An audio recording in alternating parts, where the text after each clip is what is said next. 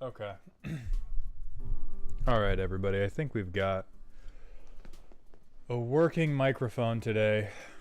I want to try to avoid doing Foley work in your faces, but it will probably happen to some degree, for which I apologize ever so deeply.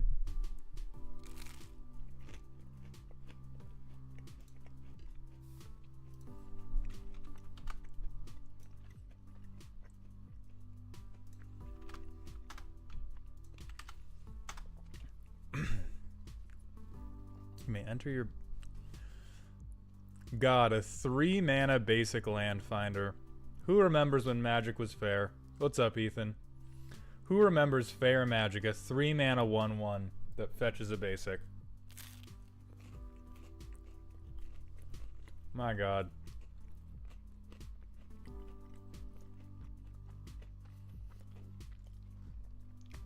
Hello, Thanative. Thank you for coming to the stream. Alex Korobaniki, thank you for the tier 1 Twitch sub. Welcome to the dog home, my friend. I appreciate your generosity. Did not have Twitch open. Let's fix that. 7 months in a row. It has been a minute, Alex. Thank you for returning. So we are going to do deck roast today. I'm going to take a minute to eat my waffle because I've been streaming for the last like 8 hours with my girlfriend, and I'm very tired.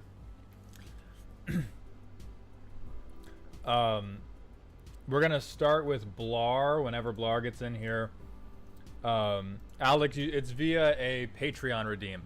So it's a monthly Patreon, which you can pull up with the command !roast.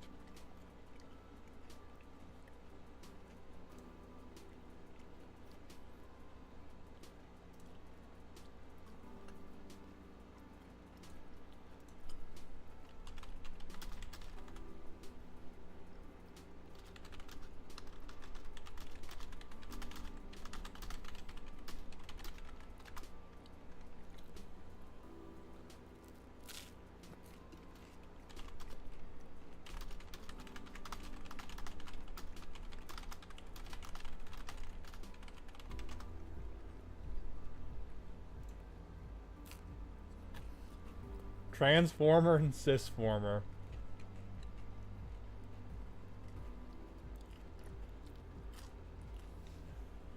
Alex, I just looked at a Halana and Elena deck. Those decks piss me off so much. Because they're just good. Like, every time the card resolves, it's just so good.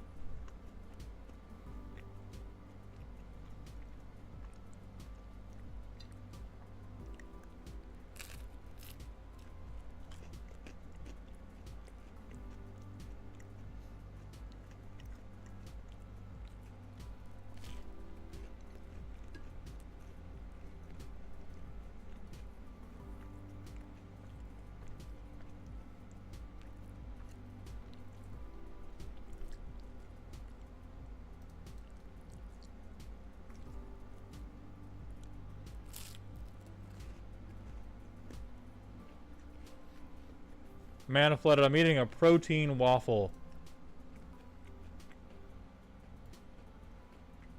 What's up, Talamar?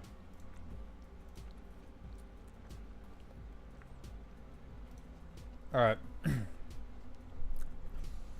We're gonna finish this waffle, lock in, and then we're going to revisit a deck from last week that I did erroneously. It was supposed to go today, and I did it early because I'm bad at managing my own spreadsheets.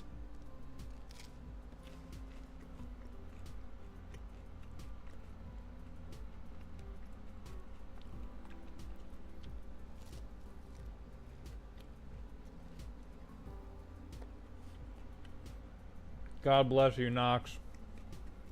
Always poop on company time, my friend.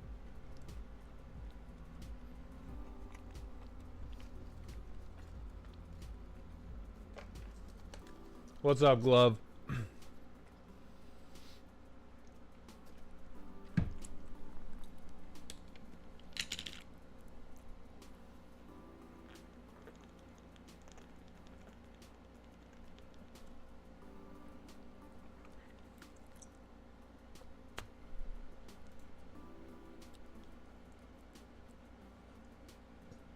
Okay, Blar, you are here.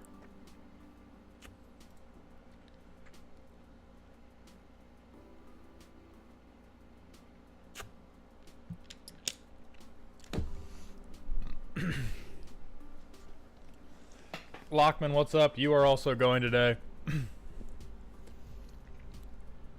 Okay, so for those of you, Shadow Walker, yes, the Warhammer stream is a sub goal. For those of you that were not here last time on Deck Roast Bald Z, this deck is an Optimus Prime deck. The primer that was submitted described it as I'm doing 3 things at once. And the deck was in fact doing 3 things at once, and it is my deepest held belief that as soon as you try to do more than 2 things in a commander deck, all of those things stop to work well. This deck was trying to do Optimus Prime, which does bolster stuff, so it gives +1/+1 counters to your weakest creatures, and that is about it. And this deck tried to have a couple little poopers to put the 1/1 counters on. None of the 3 things was winning. It had some little poopers for the counters, and then tried to do Super Friends, presumably, and Blar, you can correct me if I'm incorrect, but presumably because they thought, oh, if I'm doing Bolster, I may as well do Proliferate, and if I'm doing Proliferate, I may as well do this other thing. And that is where all of you go wrong. That is where every single one of you goes wrong. Stop doing that shit. If it is not a synergy with your commander, it should be a synergy with 25 cards in the deck. That said, the author of the deck was not present to defend it, and they are present here now, so we're going to go over the defense of the deck and the cards in considering. So the first thing was that it's meant to be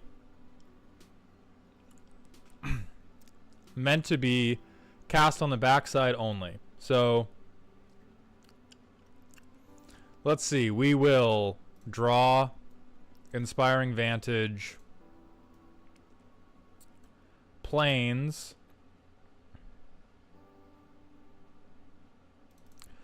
we probably Authority of the Consuls and Enlightened Tutor. Shadow Walker, thank you for gifting a community sub, and Willpower, thank you for gifting 5 community subs. Welcome to Dog Heaven, the both of you. I appreciate your generosity so much. Some of the Planeswalkers aren't there for proliferation. It's there to buff the creatures you have and add text. I mean, that's bad, though. That's like... that means you're trying to do jank, and it's okay to do jank, but there is a limit to how much jank we can do and still be functional. So for the... we got to do an artifact. Oh, you know what? We wouldn't play Authority. We would tutor... oh, we put it on top. Jesus. So we will play Authority. Now we got Esper Sentinel. Now we hold our dick in our hands. Okay, we got turn 5. We got Lizard Blades. We got Signet.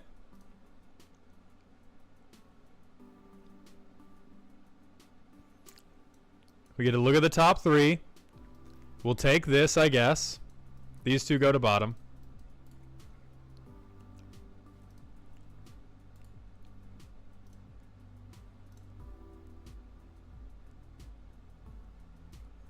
Play a land for turn. Okay, so now we can shock in Steam Vents. Turn 8. We can cast Optimus Prime for his more than meets the eye cost as Autobot leader. So now we have a 3/3 Esper Sentinel. I understand you may have mulliganed. The rule I do for playtesting is we do multiple playtests and we don't do mulligans. Because too many play groups do, mine included, do infinite mulligans, which give, or do like friendly mulligans, which are good for making sure you get a playable game and are sort of designed to make sure that you make a irresponsible deck. Um, and so I do multiple playtests, but each of those playtests do not get a mulligan to fix for that assumption.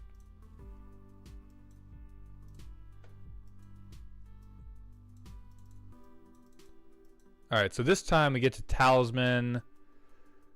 We get to Signet.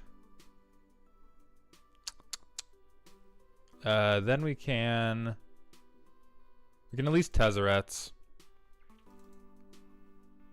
Wow, nothing. All right, nothing off Tezzeret's. I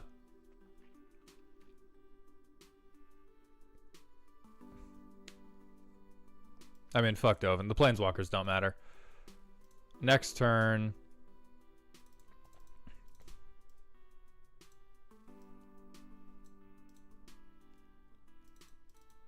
And then I guess... Oh, we lay down Ghostly Prison. So turn 5. Turn 5 we have... Is this Super Friends? Good fucking question. So now turn 6, we can More Than Meets the Eye Optimus Prime. And then we'll restart from here. Okay, we have Herald this time.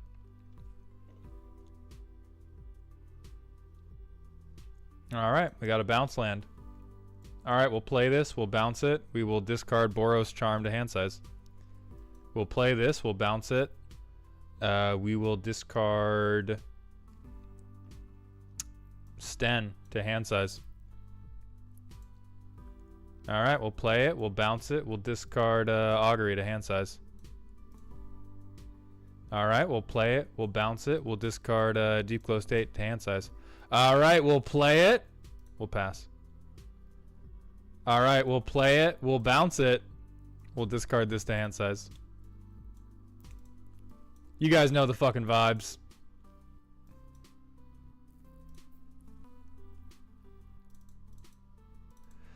Can we? No, we can't More Than Meets the Eye yet. This does for sure, Blar. I would, unless you have a positive use case for the bounce lands like Landfall, I would dump the bounce land. So we're turn 8. We're hoping to cast our commander. And so I understand all of those hands. Like, I understand all of those hands you would have mulliganed. Maybe you mulligan enough to get to something usable. We went through 3, and all 3 of them got stuck every time. And the reason I believe you are getting stuck is because you have 3 different synergies that you are always trying to achieve. So I know that you said, oh, these Planeswalkers are here to help your creatures. There are other creatures that would help your creatures, and that would get you a board presence, because right now the only way this deck has to win is Optimus Prime and his friends kill you with hammers, or you hit Felidar Guardian and Saheeli Ray, which honestly seems like it has been put in here just to make sure the deck can do a win. And so I think most of your proliferate, or well, I think all of your Super Friends could be replaced with things that were either hate bears or board wide buffs. What I think the heart of this deck that is thematic and useful is Optimus Prime plays a bunch of little shitters. There are things in blue that care about, that are like 1/1 counters matter. There are things in red and white that are 1/1 counters matter. There's like modified creatures matter. So you could do stacks creatures. You could do semi-aggro with little shitters matter. But right now, like every playtest we go through is you have you have some generically good synergy piece to play that is totally unrelated to the commander that you're going to play, and then hope works out. So we'd tap these 2 for this and then bounce it, and then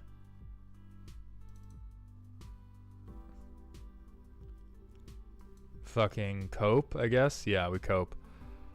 next turn. So we can play Optimus Prime here, right? So we could play it, we could play them, we could flip them. Boom. We have a 3/3 Esper Sentinel. And now we're basically guaranteed to draw an extra card on the next turn cycle. Especially if a Chroma's Will is in this deck. The way you are winning is you are beating people to death with a relatively wide board.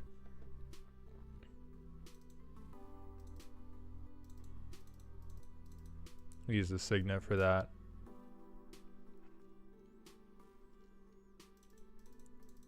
And I guess we Ristic just to...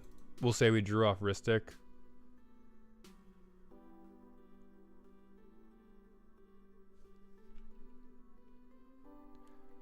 You only bolster on attack trigger, and that would flip Prime 2 of his.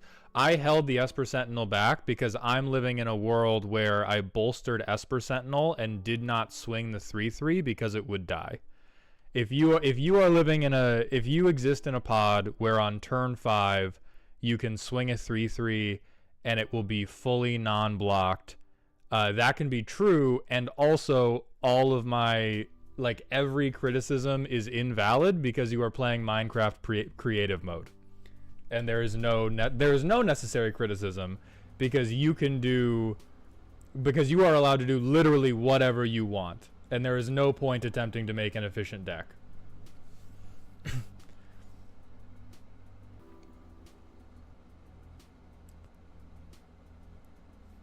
Yeah.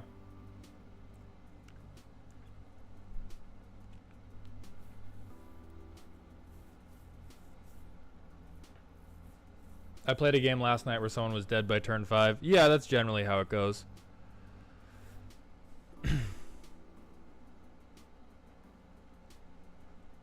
So here, this is probably the best hand we've gotten yet.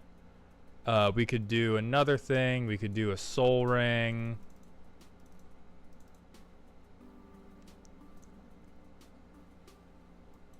Get an enchantment. I mean, Ristic Study is probably, unfortunately, the best one. Like, you have a bunch of...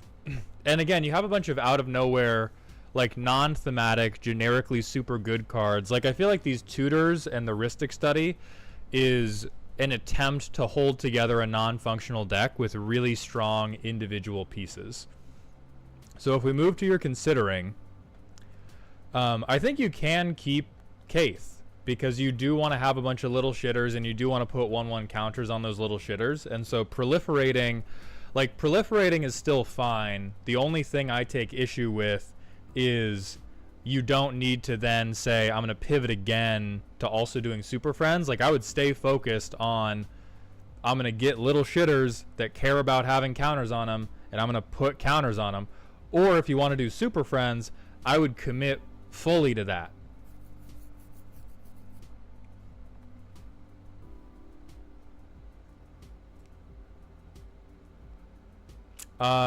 Grateful Apparition certainly could work. This could come down well ahead of Optimus Prime and then turn your little shitters into bigger shitters. So I do like that one.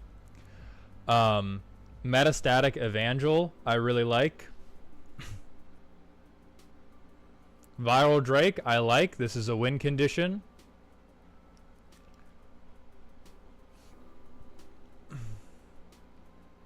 Contentious Plan is certainly fine. You definitely need better card draw. So everything under Super Friends of Prime, I would... Rick Dom, yeah, if you haven't gotten an email yet, you are not on this stream. Or let me frame it to you. Every Planeswalker I would cut, and I would replace it with card draw.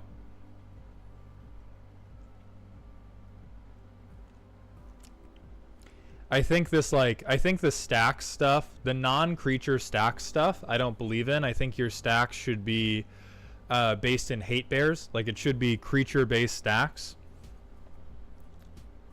And so, like, Mystic Remora, Ghostly Prison,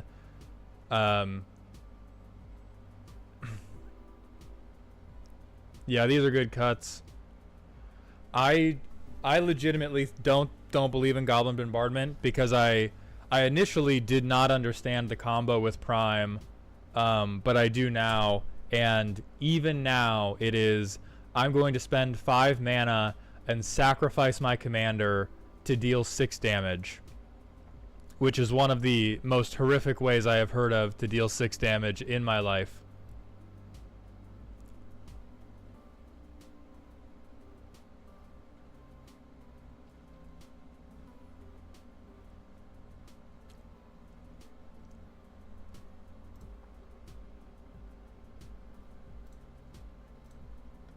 Seven. What? Oh, sure. 7. Yes, 7. Worst way I've heard of. Worst method I've heard of to deal 7 damage in my life. So that's what I would. So those are the things I would do. Is you can keep all of this proliferate. I don't think I would keep Tekuthal, because even with the proliferate you do not have so much that it is worthwhile to proliferate twice. Pokemon Peeps, when I said blue 1/1 counters matter, how did you read my mind? Chasm Skulker is exactly what I was thinking of. Have stuff like this, where X is the number of 1/1 counters on the creature matter, stuff where their power and toughness matters, and then just go buck wild with bolstering those creatures, and do not get distracted by tutoring for a bunch of super friend support that we truly don't need.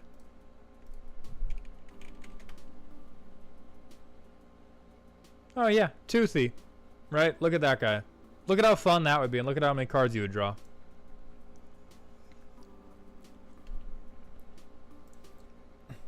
So with that done and dusted, we're going to move on to the fresh batch for today. So anybody that has not been to one of these before, patrons submit to me a deck list, a primer, a power ranking, and the deck in one word. The only power ranking we accept is silly to spooky to scary, and that is a measure developed by Danny Phantom EXE of how ominous each of your turns are.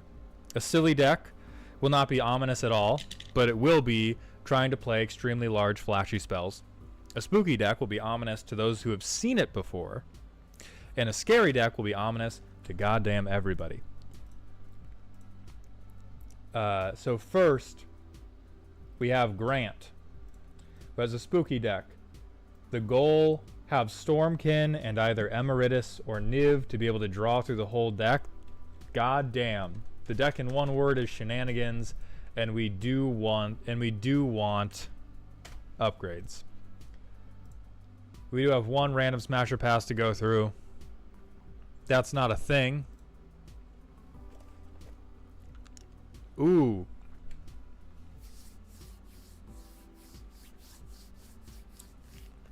No, seek the Lord. Seek the Lord. Seek the Lord Yugi in heaven. If you're trying to talk to me about this thing. What that mouth do? Chompy. Chompy chompy is what that mouth do.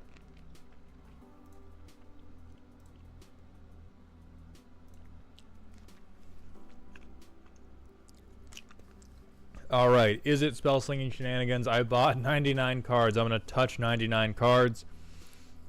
Goal is to have Veyan with Storm Kiln and Archmage or Niv. And a low cost of draw spells and tutors. You can go through the whole deck and win with Spell Ping, damage, or Jace by decking ourselves out. Okay, so is it non-deterministic storm / Adderall prescription?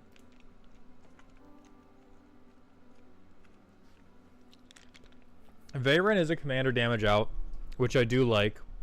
I like that they have multiple ways to win that are all facilitated by the same engine. Holy God, that is a lot of instants and sorceries. Breach is crazy. 33 lands is low, but they said that everything... Their curve is also... This is a responsible Spellslinger curve. My god, look at that. 5, none. 6, 1. 8, 3. 7, nothing. 1 mana, 25. And then we have every good Is It Spellslinger card.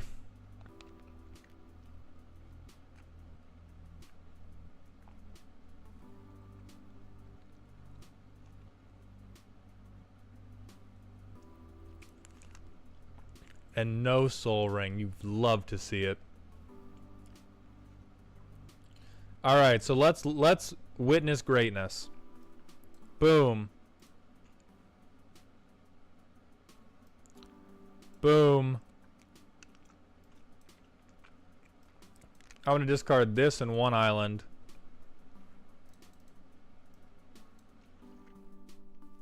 Job done. Boom, Commander. Boom, Stormkiln. Boom.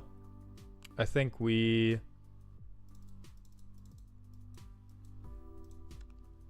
So turn 6, we're dirtling. But turn 6, we do be dirtling. Alright, so now we have... So we can Gutter Snipe.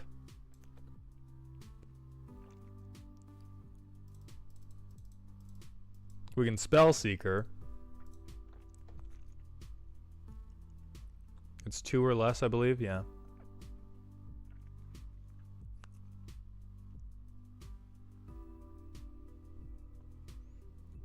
We do want to touch some cards.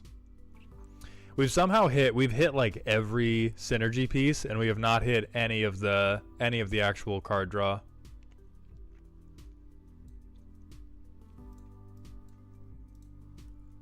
Okay.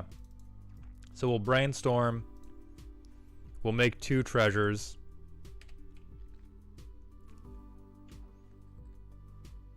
One, two, three. Geez. 1, 2. Crack these tokens.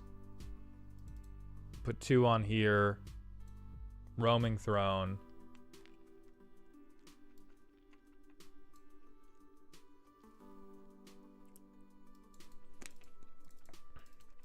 We'll say this grabbed an island and we'll get Jace.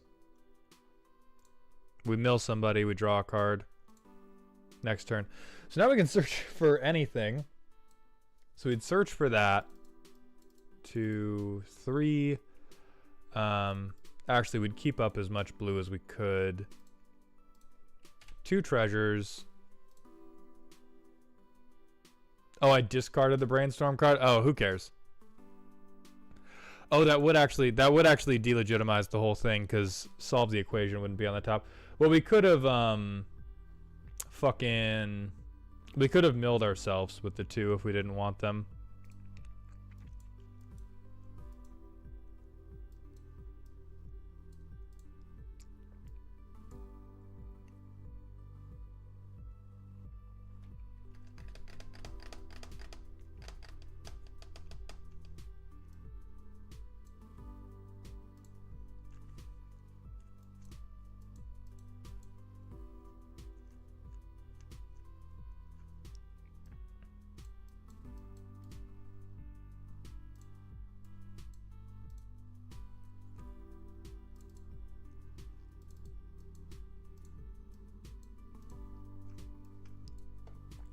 Okay, we got to a red source. We did play the opt. I just dragged stuff to the wrong spot.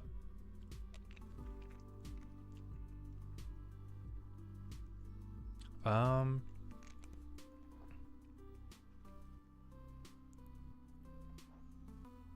mean, I think we would play... I don't even know if we would play Veyan yet, though, because do we need to?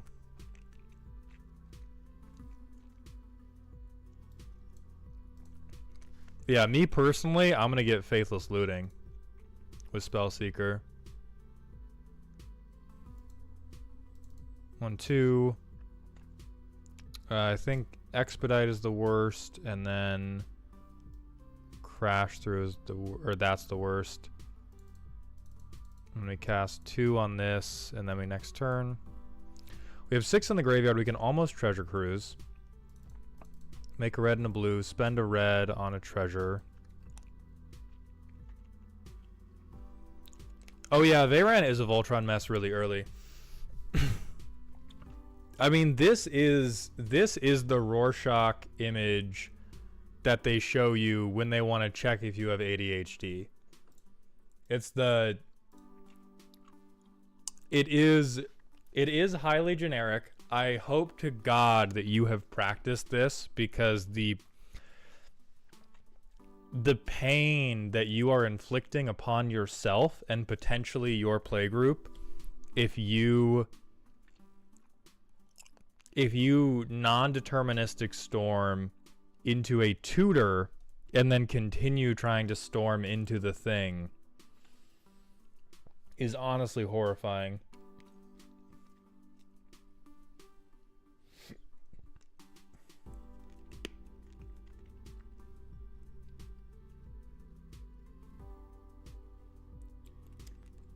In terms of making the deck better,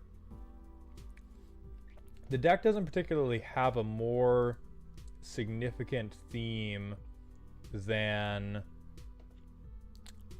oh boy, here I go casting me when I cast instants and sorceries.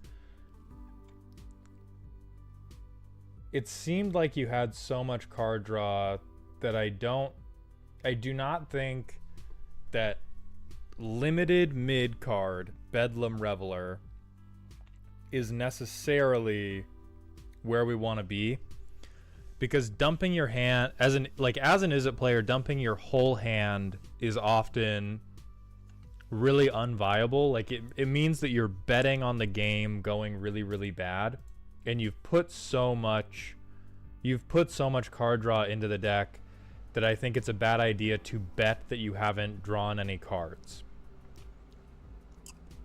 I think in terms of like, is it stuff that's going to benefit from Veyan? Let's see if you already have it.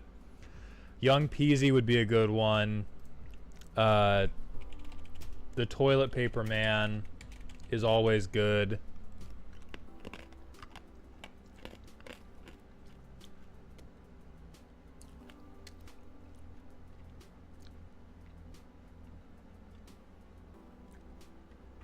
I'm gonna tell you something right now. I recommend this to a lot of folks, and I stand by it for a lot of folks. Just hear me out. Just hear me out.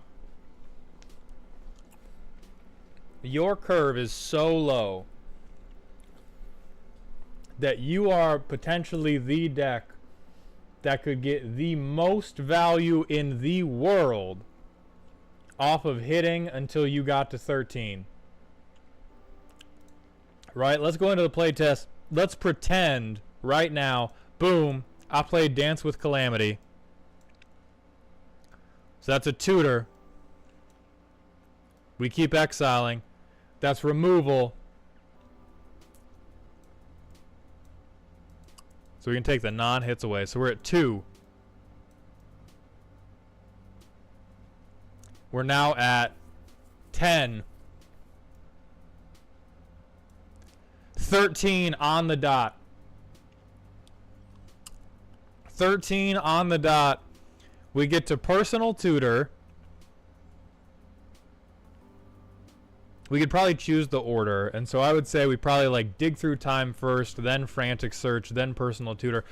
So you max valued off of Dance with Calamity. And what if we just happen to cast Dance with Calamity the very next turn? 1, 4,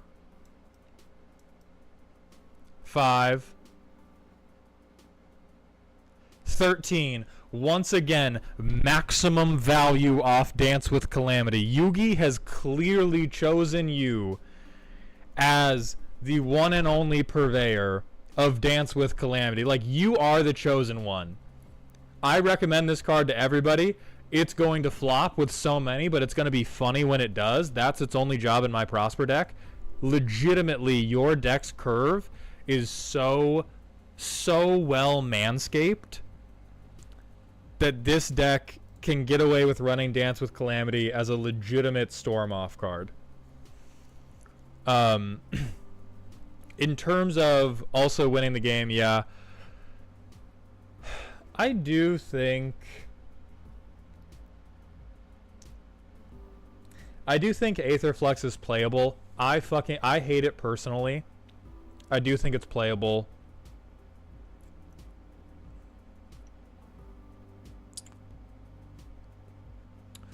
I think it's difficult to suggest any additions past that in absence of a more dedicated theme for the deck, because right now the theme for the deck is I do is it shenanigans, and you are doing very clean is it shenanigans.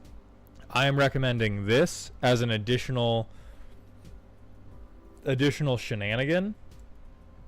But for the rest of it, if you are at like a mid power table, you really cannot go wrong. The only way in which you can go wrong is if you have a narrower theme that you are trying to abide by, and you feel the deck is failing that theme. Right now, I don't think it is. I just don't think it has one. And not every deck has to, right? I often recommend that decks do because I find it more fun, but it is not strictly necessary.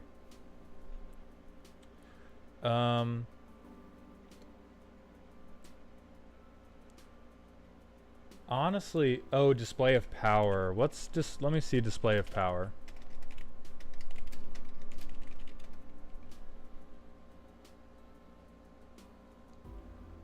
Yeah, that is pretty good. I'll tell you what. With how much of your deck is cantripping, I would say this card often wins you the game within a turn or two of it coming down.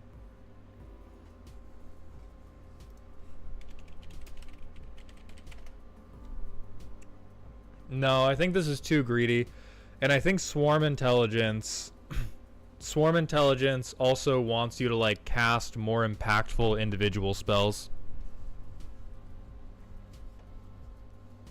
Zach, thank you so much. I am extremely tired, but I'm doing my best.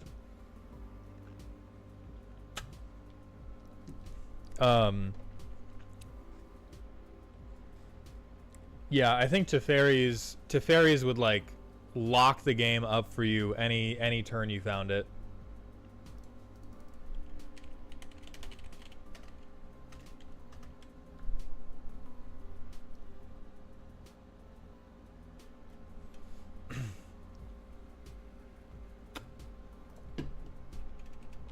I don't know how I feel about bonus round. Ooh, this would be good. It does not say draw a card, which is honestly really tough. Like, you guys, the reason I like this deck so much is you guys don't understand the degree to which is it decks are held together by fucking string. I'm going to discard a tutor and a lightning bolt. I'm discarding the tutor only because I do not know what to tutor for in this specific deck. Yeah, we keep that on top. Shock it in. Probably Bergie.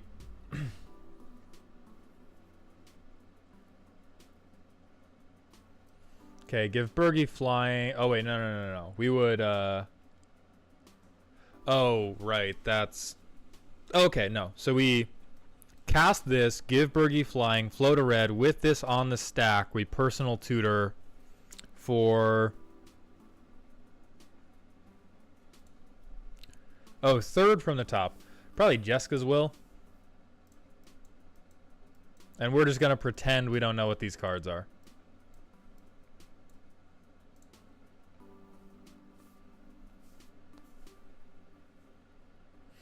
So I think Jam, I do not believe Comet Storm is a good win con in this deck. This deck wants to take a million tiny game actions and win because they've gotten a discount of 1 mana on each of those game actions. This deck is not saving up a ton of mana. This deck is getting like 1 mana cash back on a 2 mana cantrip 100 times. And you cannot save that up for a big Comet Storm finisher. Okay, float a red, thrill, discard a braid. Boom. Oh, we'll pretend that I tapped this correctly to get Veyan out. Do this. Make 2 red. We'll say turn 6. We'll say someone has like 4 cards in hand. So we have 6 red. That sucks.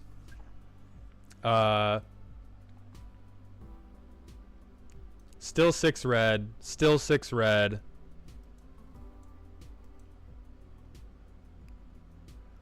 Exile 3 other cards, so we'll escape Thrill. We'll still be at 6 red. We'll exile the Tutor, that, and Consider. We'll discard Pongify. Draw 2. Tap this for the blue. We're now at 8 red. Scry 2. I think we want to send... Ooh, we kind of have to send both. No. We're going to send this to bottom. Keep this on top. Draw it. Spend 4. Go back up to 6 red. We're going to choose... I think we choose God. We choose God. Then we exile 3 cards. We cast Faithless Looting. We go up to 9 red.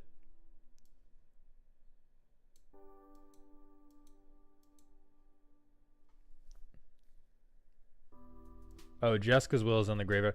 So actually, we would have instead wanted to just spend Faithless Looting's flashback cost and then escape Jessica's Will. Get the 3 off the top, do a Talisman, do a Preordain, and we would eventually win with Grape Shot on that turn. War, Ral's Eric still seems good enough.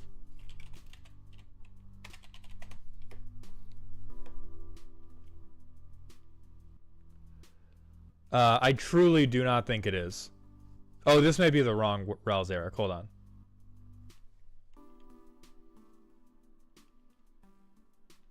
What's the name of that? Oh, Storm Conduit.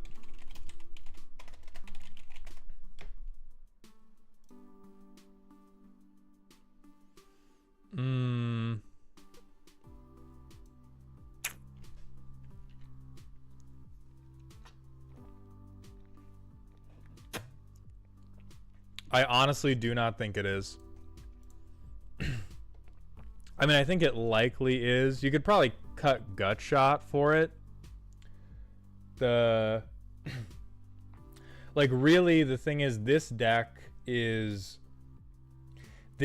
flying by the seat of its ass with all the 1-mana spells that it casts. And so if you interrupt that chain of 1-mana spells, it has to be for something tremendously good. Oh, Gut Shot is a free spell. Yeah, that's true.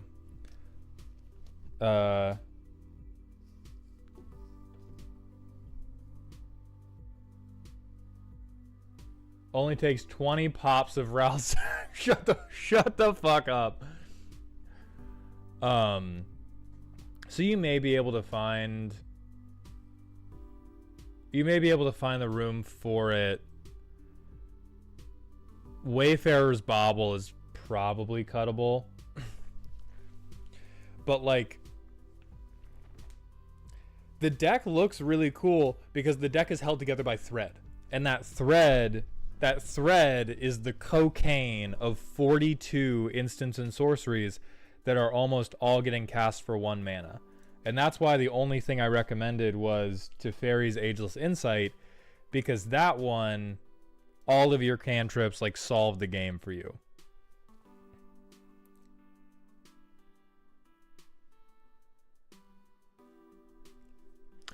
Oh, Sorcerer class. Now that I like a little more. I'm not convinced. I think if you put Sorcerer class in, you would want to put Third Path Iconoclast and Young Peasy.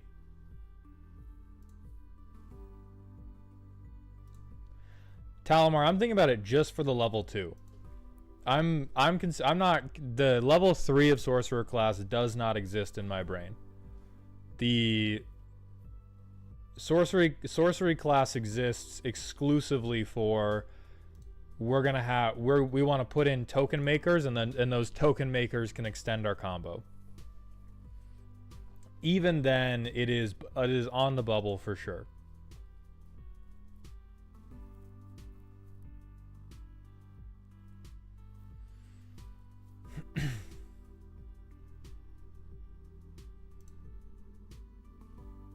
Oh yeah, our tokens would need haste, huh?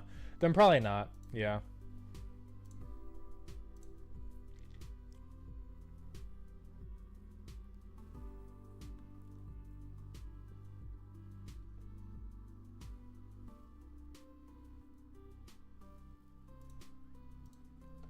But God, I mean, overall, I love this deck. This is a good, down-to-earth, honest, is it mage, crackhead list.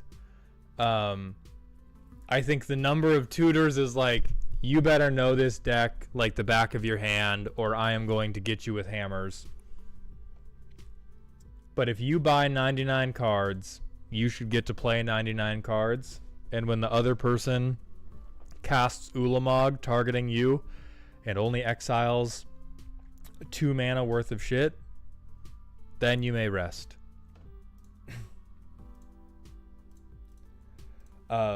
But Grant, phenomenal deck. Honestly, my personal favorite type of deck to play.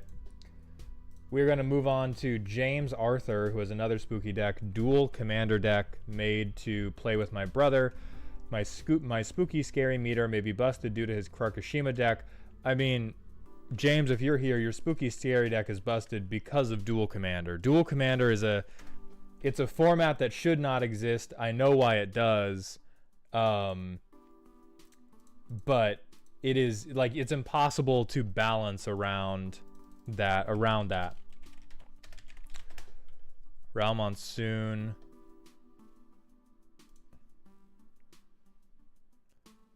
Oh yeah, you know what? Grant, if you're still with us, this Ral from Modern Horizons 3 definitely gets a spot. Cast Reducer and or cost reducer with additional cost reduction and potential card draw. I think that's, yeah, I think every part of that is what you want.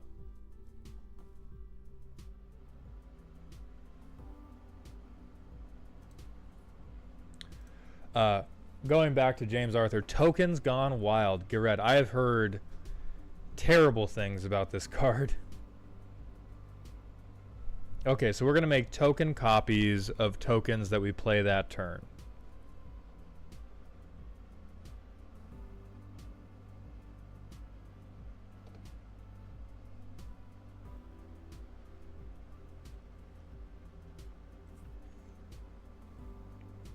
I think your spooky meter is broken, but in the wrong direction, my friend. What the fuck is Blisterpod doing here?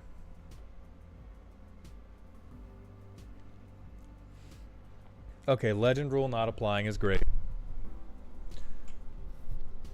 Copy legendaries. Ooh, that is sick with Gred. That's fucking awful.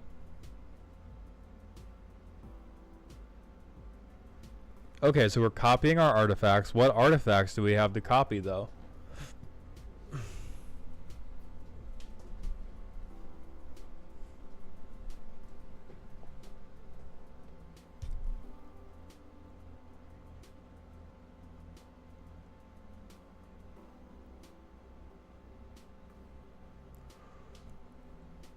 Okay, so Cogwork Assembler seems like it's really good for a different deck. Archimus, you get your deck reviewed through the Patreon. You can use the command !roast. We don't have... Yeah, we don't have any... I mean, maybe they have artifacts under creatures. Okay, make a mercenary.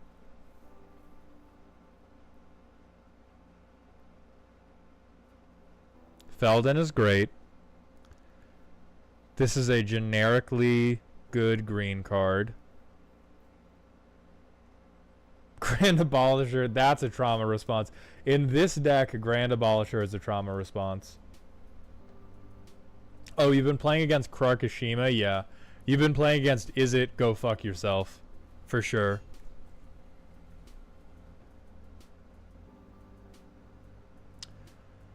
I don't think Eartha goes hard.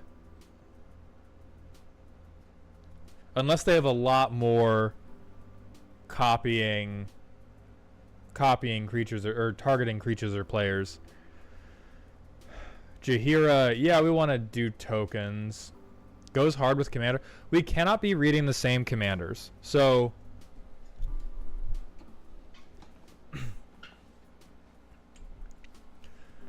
like Gred, we can make, like, we want to be making good tokens. Oh, as a commander. Yes, that makes sense. I fully believe Eartha Joe fucks as a commander.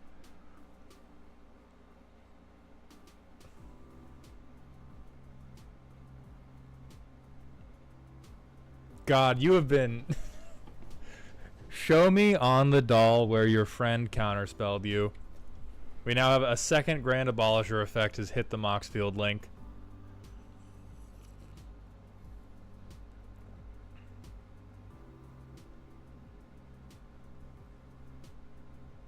Oh, Gared's effect does target. Okay, yes. I am now fully caught up.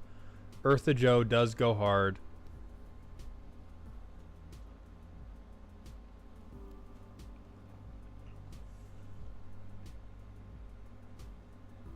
Magda, this Magda I'm not convinced on. I do not think a 4/4 is a good enough token for us to be copying. Does Midnight Guard just go infinite? Yeah, okay, God. Midnight Guard just goes infinite as soon as you play, as soon as you make a token with Gred out, you just womp womp womp womp womp. Alright, goddamn. A third Grand Abolisher effect. This person doesn't need a deck upgrade. They need a restraining order against their friend. Poison Dart Frog, sure.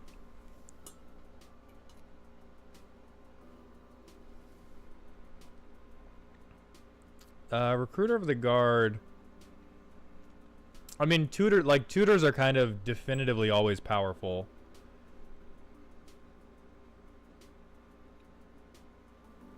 I don't like Reese. I particularly don't like Reese for dual commander. I think that his 6 power effect is a very, like, win more card. Same thing for Roxanne. Skewed Swarm is fine because it's Skewed Swarm. Sunstrike works because it goes infinite with your commander.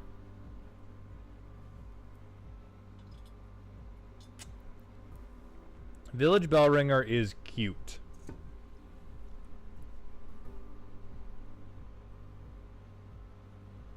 I don't understand why we have Bitterthorn other than for ramp.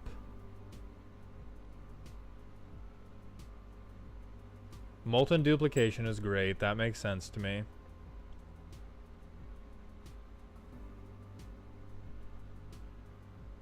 Intruder Alarm is not in these colors. This is like, I think you had a good deck and then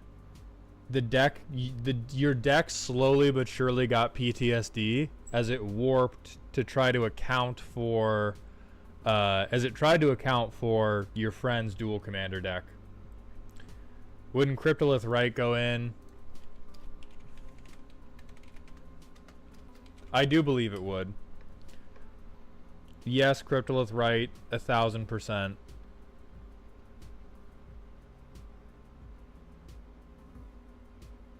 This is...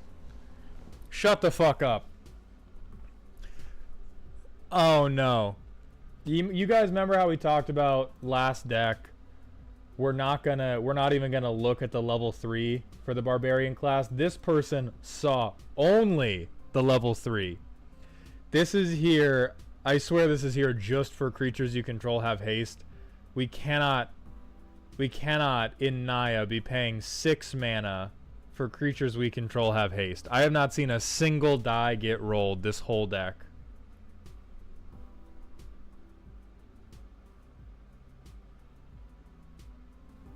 Okay, From Beyond has to go and Blister Pod has to go. Like, the thing about Gred, right? The thing about Gred is we want to make good tokens. We want low to the ground non-token creatures that we can then use to copy our very strong tokens. In no world do we want, like, I get that Blister Pod when it dies can ramp you, but in no world do we want to be playing, I'm gonna make some Eldrazi Scions for my deck with 0 Eldrazi. If you put the new Eldrazi Titans in here, you can keep From Beyond. Otherwise, cut From Beyond, go to therapy to figure out why you have 3 Grand Abolisher effects in the deck, and then cut Barbarian class.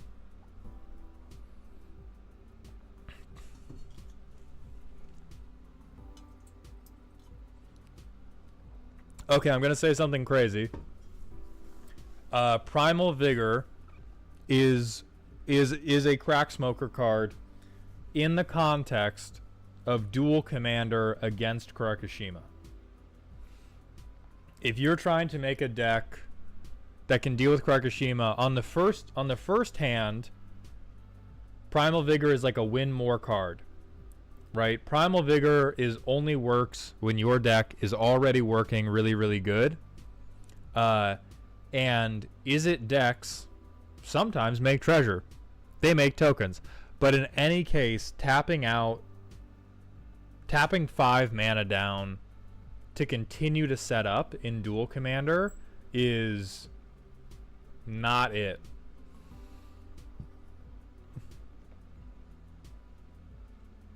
I think Skrelv's Hive is fine. Tribute to the World Tree is alright.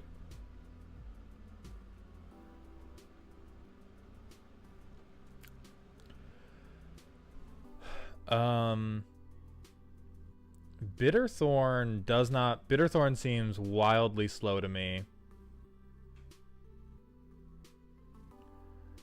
So you have made, okay, so a thing most people often don't understand about Commander, or they don't understand when they go to dual Commanders, because they think it's Commander, they think it plays like 4-person Commander. In 4-person Commander, the first 3 turns, you are not playing Magic. You are playing Hacky Sack. One player might attempt to play Magic in the first 3 turns by playing something obscenely threatening like a Soul Ring, or God forbid, a Goldfish. Every other thing somebody attempts to do in Commander for 3 turns is Hacky Sack. Now in 1v1 Magic, you are trying to murder each other from turn 1. You have a lot of cards in here that seem to have been selected with the mindset that you are going to be allowed to play Hacky Sack. And so, like, I don't think the bobbleheads are good enough. I think Mirror Box is okay. I think everything that makes bad, shitty, no good tokens needs to go. That includes the Horde Master Magda,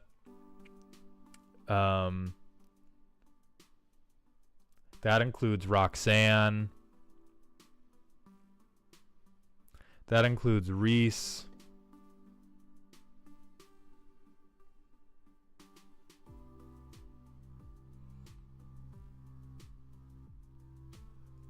That includes Cogwork Assembler. You do not, if you had an artifact that it made sense for you to spend 7 mana copying, I would be rocking with you.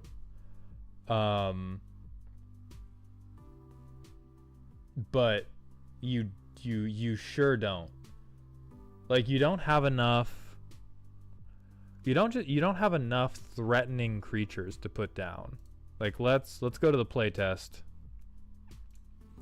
And remember, everybody, this is 1v1. This is in the context of we're playing 1v1 Magic. We need, like, tempo is important. We'll reveal that.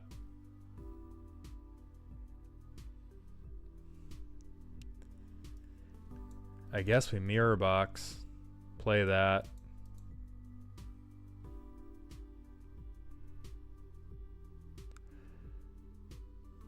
And then, I mean, we really can't do anything, right? Like, it's 5 turns in.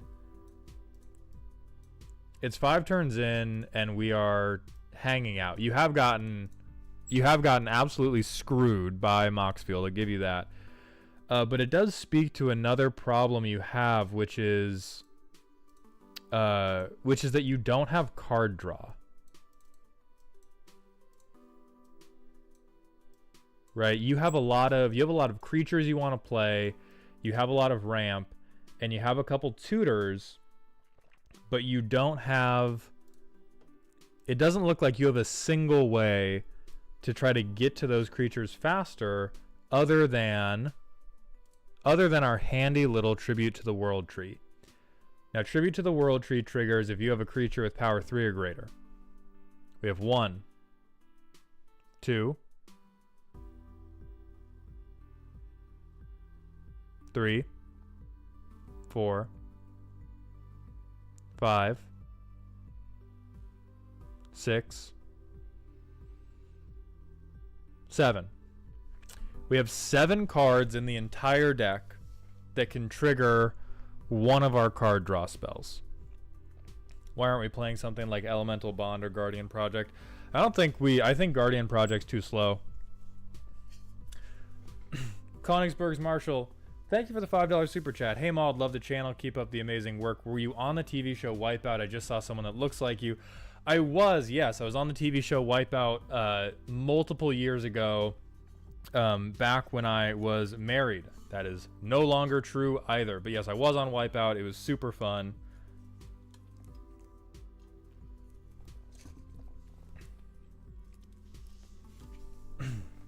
I think the...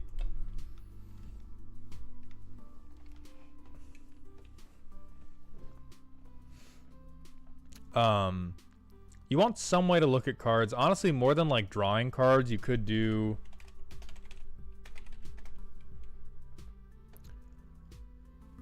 you could do like commune with nature, commune with...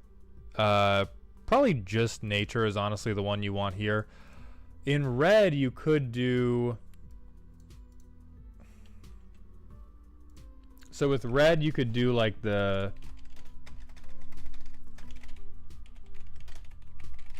Faithless Looting.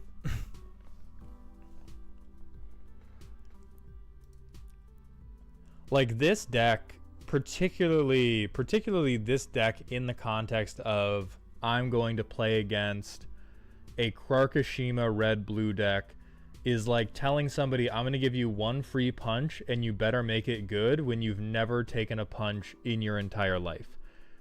You desperately need better targets for this ability. I cannot for the life of me imagine what the like... Because you flat out do not make good tokens unless you are copying a legendary creature and have broken the legend rule. Like Jaxus is probably your best way to do it.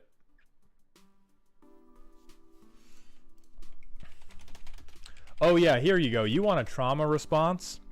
Voice of Resurgence. You want to fix some of these cards? Evolutionary Leap. Because then you can sacrifice your shitty tokens to get your other better creature cards. But right now this deck, like, you are playing hacky sack against somebody that is, like, you are trying to get a crackhead to play hacky sack with you, and they are just going to stab you every single time. Goblin Wormcoil Engine. I think Wormcoil Engine sounds better than it is because we don't have a way to make sure it dies. It is just a good creature, so it would probably like cut Blister Pod, put Wormcoil Engine in. Cut Barbarian class. Put the Giant Adafagi in. I think Mauld is ignoring the almighty Idol of Oblivion. Okay, let's do the check to see if we can play with Idol of Oblivion. Does everybody remember the rules for checking if you're going to put in a conditional card that does not synergize with your commander? Because we need to make a token. So the rule is 25 cards need to make a token. 0, 1. That's a death trigger, so I am not giving it to you. 2, 3 for 7 mana.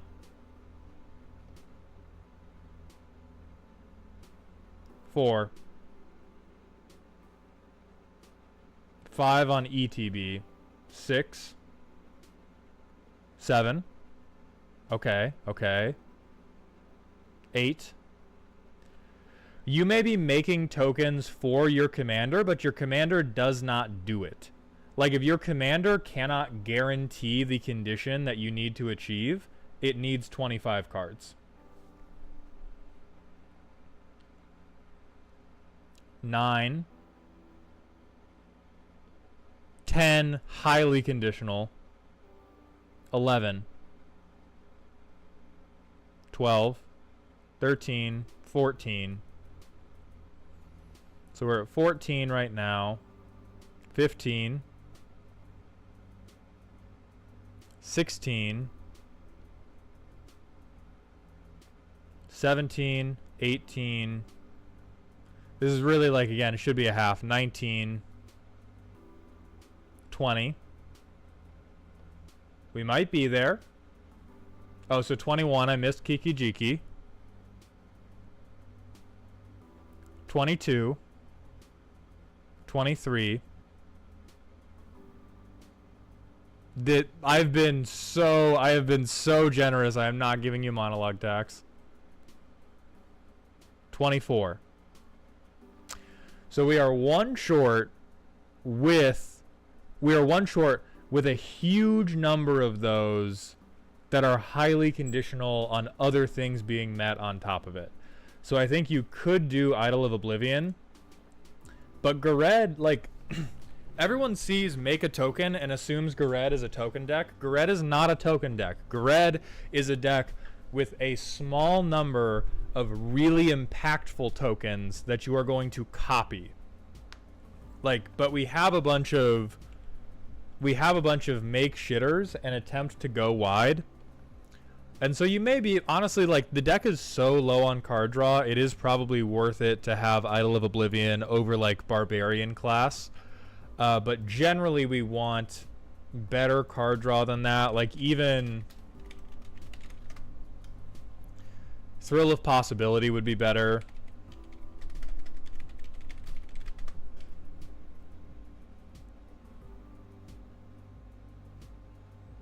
Oh yeah, where's Desolation Twin? Thrill is just card selection? That's not true. It's card positive. Oh yeah, true. It is just... Never mind. That is still better than what we currently have. Spending 2 mana to have the same number of cards in your hand, but have different ones. That is correct. Yeah, 2 in, 2 out, still worth it.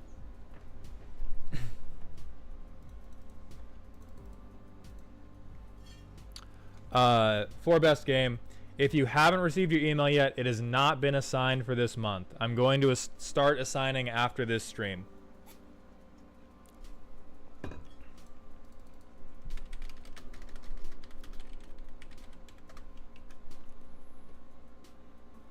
Oh, yeah. Oh, yeah. Get my guy Gruff Triplets in this deck. Like, we need some stuff worth copying, and currently, like, your best case scenario, especially when you have Feldon. So let me tell you what you should be doing as soon as you have Feldon, the third path in this deck. You should have as much red card selection as you can handle, and you should be dumping big fat creatures into your graveyard, making token copies of them with Feldon, and then copying them with your commander. You need bigger shit. End of day. Right now you have a bunch of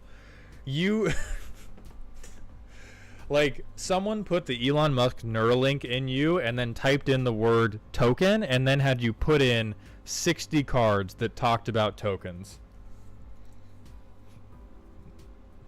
Mighty Rouge, thank you for the Twitch follow. Welcome back to the dog home. We've not gotten to your deck yet. But on that note, we are going to move on to Friezo's spooky deck, which is fun horsies make not so fun table mates. The deck in one word is rude. Horsemanship. I like that.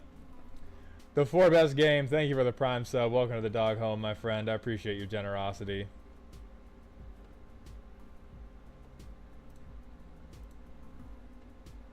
Okay. Sadar Jabari. Eminence is good. Fairest Eminence we've seen yet, but goddamn Eminence is good. $700, 34 lands, lots of tutors, and a lot of board wipes. That is... These 8 sorceries tell me more about your life story than anything else ever could. You sitting down to a table with a deck that you have described to me as fun horsies, and saying, well, because I have a roundabout way to recur nights, I will simply burn everything to ash.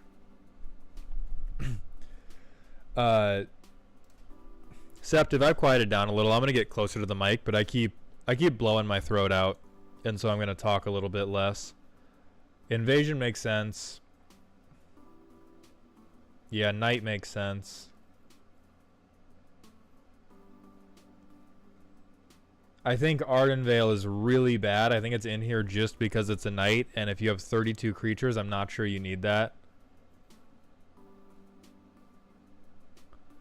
Like, at some point, this is just knight-based affirmative action.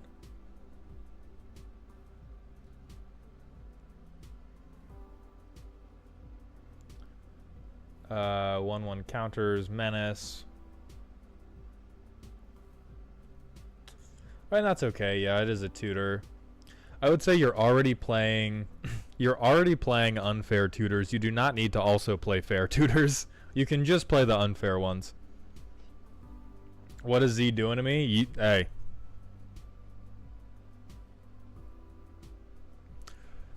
Okay, Azorius Skyguard. This is so expensive to be so bad. If you play this card any way other than recurring it with Sadar's ability, I am going to hit you with a hammer. Corpse Knight, sure. Do we have auras or equipments? We got one. Get this. I mean, keyword soup. Okay. You better never hardcast this and only do it for equipments. Alenda and Azor is very strong. Normal Alenda is very strong. Fell Horseman very strong. Glorious Protector is very good with your board wipe plan. This is a terrible card. Very good with your board wipe plan. Horsemanship. Double Strike. Night Banner. Terrible card. Ramp, sure. Do you have creatures with first strike that don't have... Let's see, you have 1, 2, 3, 4.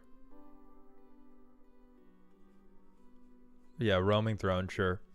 The world's biggest horse, actually.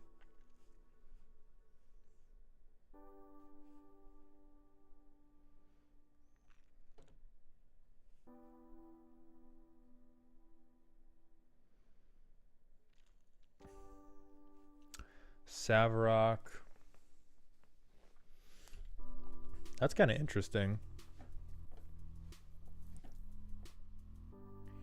When a player attacks you... Okay, so people have to spread the love. I do kind of like that, actually. ETB, draw a card. Conrad, draw a card. Council of 4. Make some soldiers. Wave Knight. Wonder. Okay.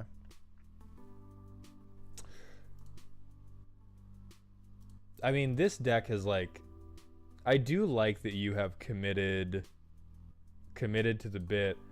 I'm not sure. I think this deck is only mean because of the board wipes. I think it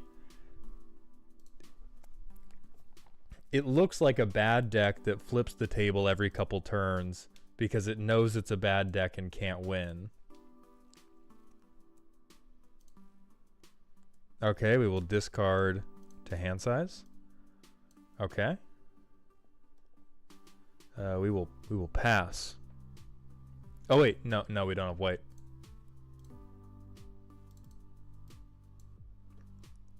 We will choose knights.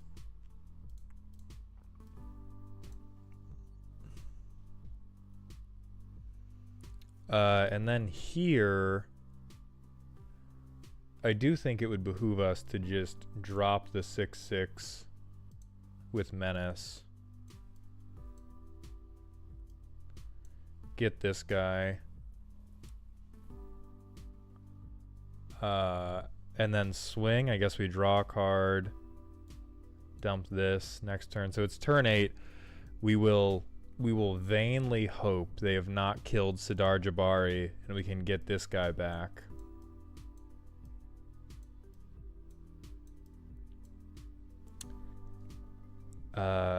Willpower, we put Protocol Knight in the bin because we're gonna go back for him. Okay, so we'll give it one more chance. Holy fuck, there's a mana crypt in here? Okay, I know. I know what has happened. I can see what has happened, and we will fix you. 1, 2, 3. Oh, we should have drawn for our first turn. So Caves of Koilos. We can get the double striker out. We're gonna get Signet out. And I think we can get Sadar out and then swing with that. We'll put the Eleanor down. So turn 4, we're gonna be swinging with this. So we'll rally the ranks.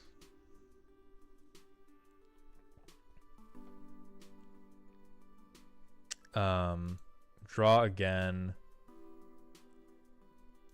We'll put the land in the bin. We'll assume we did damage and we'll put Eleanor back out. Draw a card next turn. Okay. This is not a spooky deck.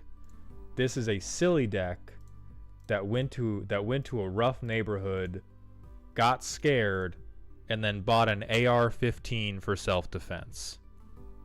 The AR-15 being these sorceries, this Psych Rift, this Teferi's protection, because what you have, the heart of this deck is a whole bunch of tremendously shitty knights. And rather than try to do anything that would bring these overcosted slow, unimpactful knights up to the level of the table, this deck has decided I'm going to force everyone down to my level. And so if I was going to suggest to you what I would do to fix this deck is I would cut some of the worst knights and I would replace those with things that are either card draw or better knights or better knight support. Invasion of Xerax is god awful. What's on the back? No, this is god awful. Willpower, we're trying to make the deck better. We're trying to make the deck better, my boy.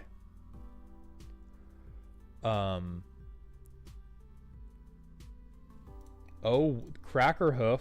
Yes, Cracker Hoof would be...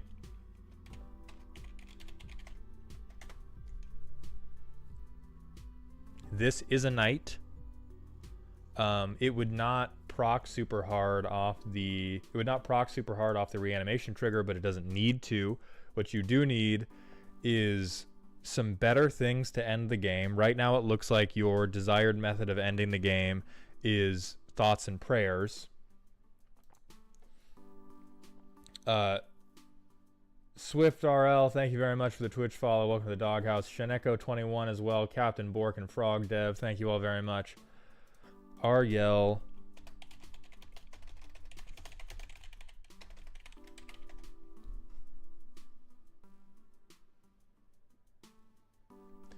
I think this is pretty slow and bad as well. I do believe Kindred Discovery is there. Yes, Kindred Discovery is there.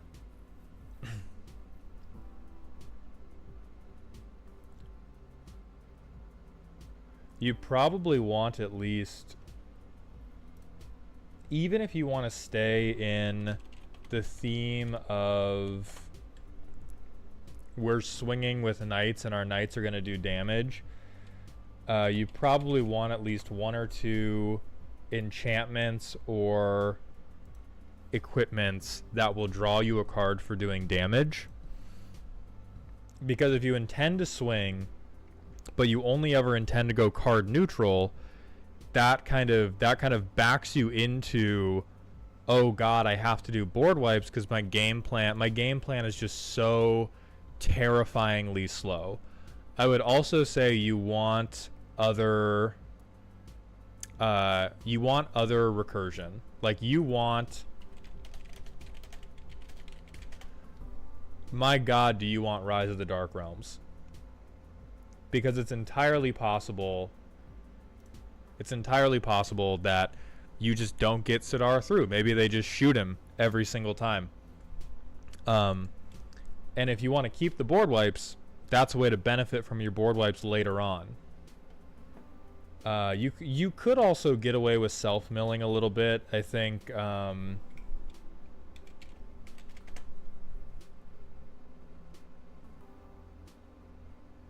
or I'm not going to recommend it because I don't think it's thematic for the Knight deck. I think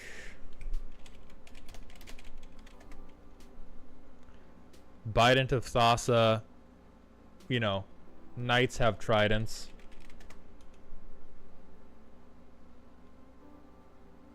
Hakon would be great.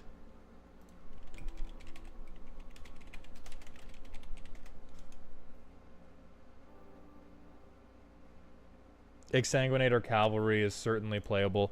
So in terms of the things where I realize you like them, they need to die such that a functional deck may live.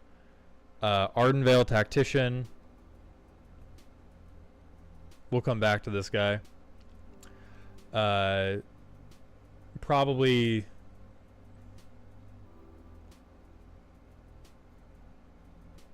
maybe even honestly Corpse Knight, because you just don't have enough creatures coming down. Griff Vanguard.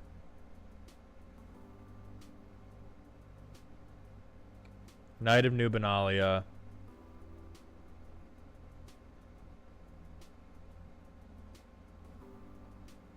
Protocol Knight.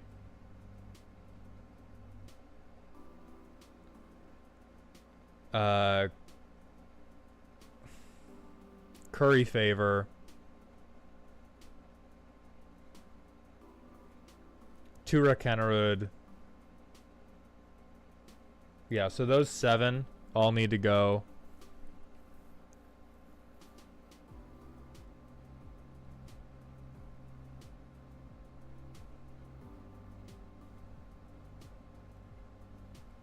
And I think you replace them with either the knights we suggested or card draw equipments or enchantments. And then you gotta fix the land base. You gotta get every playtest we did, we got stuck on being color screwed. Like you don't need mana crypt. You don't need 2 colorless mana on your first turn. You need to be able to play a land on curve and play creatures on curve or only 1 turn behind curve instead of like... Oh wow, we actually got there. Okay. So now turn 3, acclaimed contender. 1, 2, 3, 4, 5. Let's see. Knight, aura, equipment, or legendary artifact card. We can get Call of the Kindred.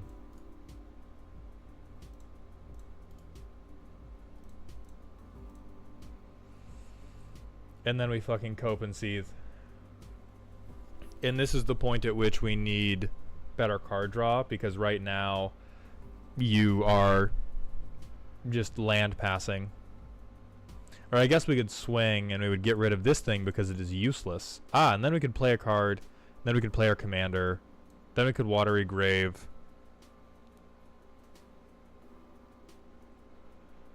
And then Litjara. And then it could kind of start working. Yeah, this one's looking pretty good. Because then we could like Cavalier, we could swing, we could discard Guardian of Faith. Yeah, we could do a lot of stuff. But that's what I would do. The horseman shit, the name is accurate, but it is you are saying it in the mirror as you attempt to resolve fucking Ardenvale Tactician for the 18th time. We're gonna move on to the gloves silly and scary deck. This is one of... It's very hard to walk this line. A few people have done it, but very few.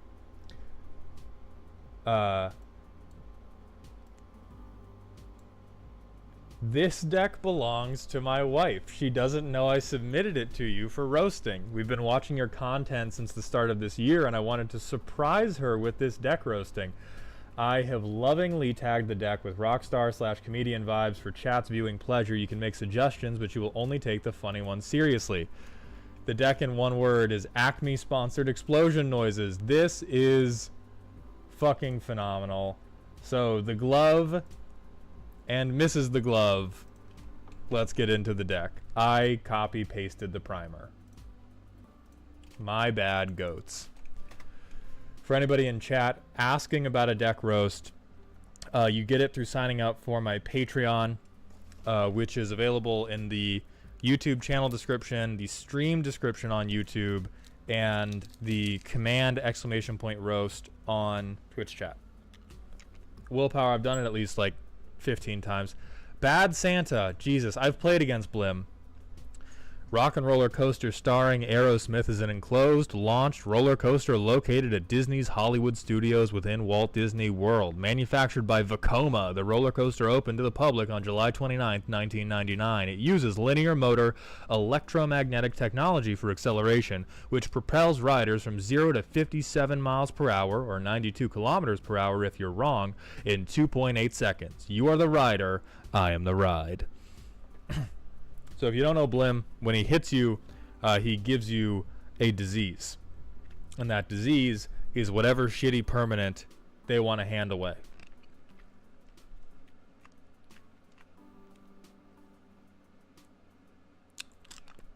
Okay, so there's Zariel. Oh, tags, right. Thank you, the glove. Thank you for catching me on that. Tags. Best joke in the deck, fling wall of blood. That is fucking funny. So so I was gonna say the thing I've seen with the Blim decks is they will get like one very funny donation, get a donation off, and then they kind of gas out and they like kind of need their own ways to win the game. And I pay however much life I need to get Wall of Blood huge, and then I chuck it at you. This is some straight out of Jujutsu Kaisen imagery. Cry about proxies, Demonic Tutor, and Mana Crypt. Straight up, if I was going to suggest one thing for a Blim deck, it's probably more tutors because it does need it. Every deck has a mascot. Why in God's name do we have O Naginata in here? Is the flyer not getting through? He's on in 5. Yeah, good. A little bit of ramp. I mean, cut Soul Ring. Always cut Soul Ring. Little guy. Tiny Bones Trinket Thief. Maul's magic number. Good job on the land base. This is a very good non-basic to pick up. My opponents get the last laugh. Captive Audience, I've been hit with that. Demonic Pact. Yeah, so eventually you lose the game from these. Forbidden Crypt. For each card you would draw, instead choose a card in your graveyard and put it in your hand. If you can't, you lose the game. Whenever a card is put into your graveyard, exile it. That's fucking sick. That is hot. Lich's Mastery. You can't lose the game when you gain life. Draw that many when you lose life. Exile a permanent you control or a card from your hand or graveyard. Oh, and then eventually you exile Lich's Mastery.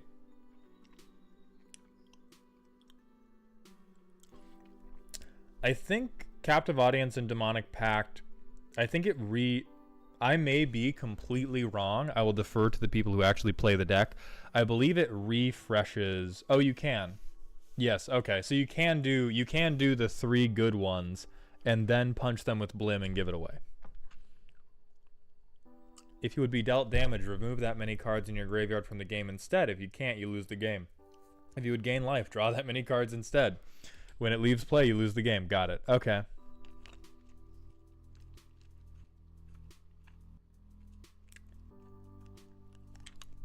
A Crow and Horse is funny. I like that. Supporting cast.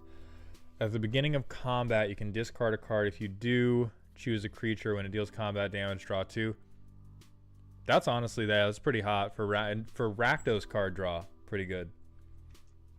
Target player gains control of something. Target opponent gains control of it.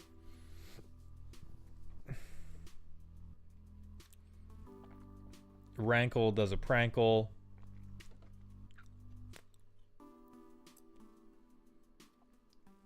Gain 3 life when something dies.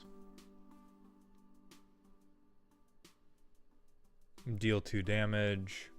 Trailblazer's Boots. Waste Not. Okay. The punchline. Alright, this is where the good shit is.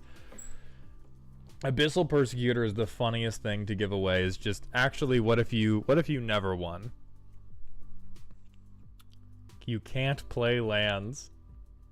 This is hateful. I honestly give this to the Simic player. Like, if anybody in your playgroup is going to start playing Nadu, I would give this to them every single game for the rest of their life. But some people need to be aggressive mininged. Blood for the Blood God is phenomenal. Non-creature spells cost 2 less. Counter it unless you sack a creature. Oh, right. We're giving these away. My brain short-circuited so hard, I was like, why would you play this? This seems bad. Oh.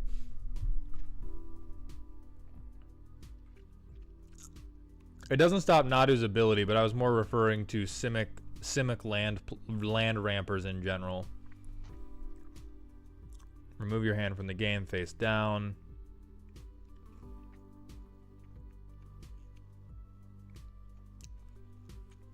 Wait, this one's good though.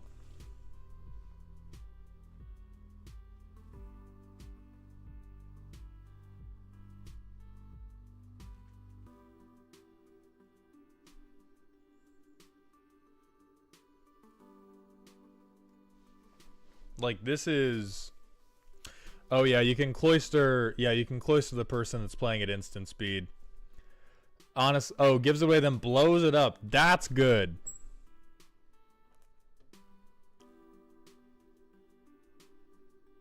This deck... So I think the miscommunication between myself and chat is this deck does not exist at a table with a good control player. No... If this deck was being made at a table with a well-built control deck, it would be a prison sentence for the Glove's wife for aggravated assault. So I was considering Bottled Cloister without a control player at the table, because the fact that this beautiful little man is allowed to exist means that there is not a true... There might be one person with a couple counter spells, but there is not a control player.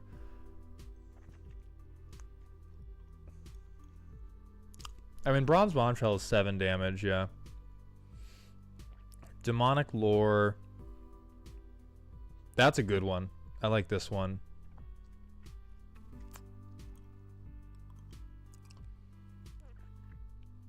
I am honestly not convinced about this one because you don't have that many damage sources. Fires of Invention makes sense. Just for Blim. Yeah, this could be like Commander. Blim does Commander damage because you don't have a lot of other ways.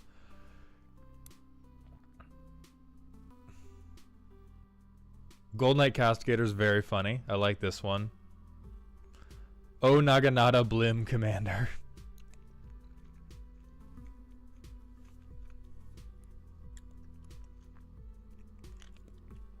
Damn, this deck is like designed... This deck is designed to make people want to play against Mill. Because almost all of the things that make you lose the game are, oh, you have to exile from your graveyard. Insurrection is good.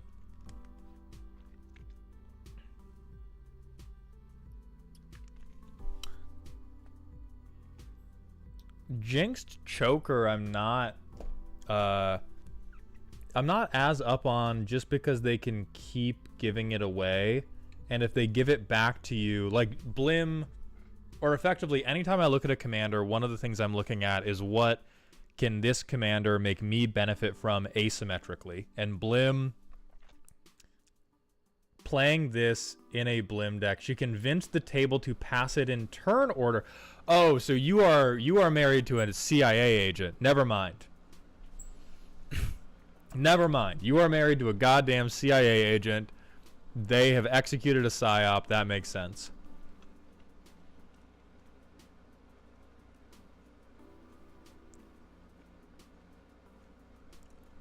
Yeah, all fucked up. Okay, lots of interaction.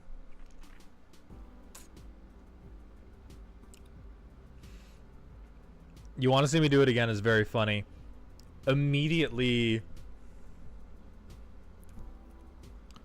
Oh,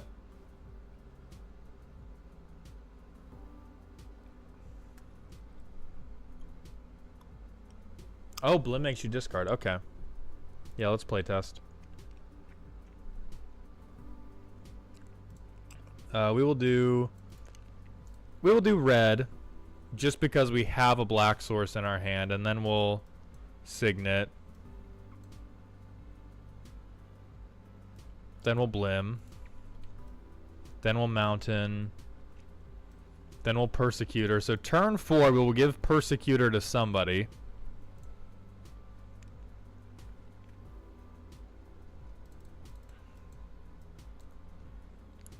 Then we have Demonic Pact. So on our upkeep, we will draw 2. Great. We will mining. We will give mining away.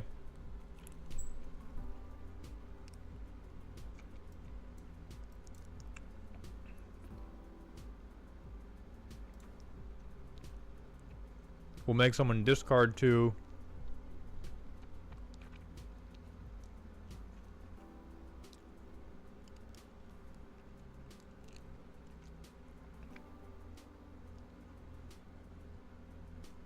Yeah, we do have the... I don't want to reveal my hand with this too soon. I think we would swing and get rid of Demonic Pact. So we have these 2 things on vacation.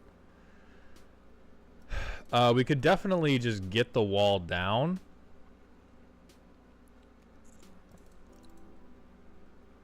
And then Ratchet Bomb. Like, pretend that we're actually trying to play Magic. So this person just did 4 damage to creature or player. Let's pretend that they did this and we had to use Malakir Rebirth.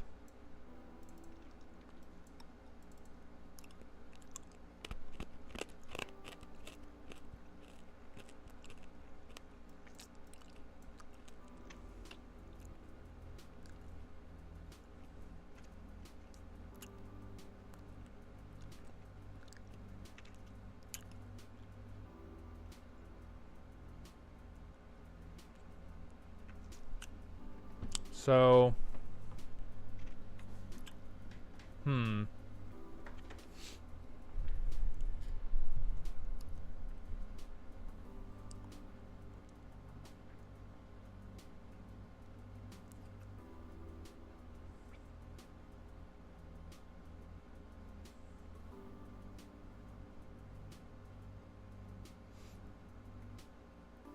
oh, and you can't decline the Blim trigger, which does kind of suck.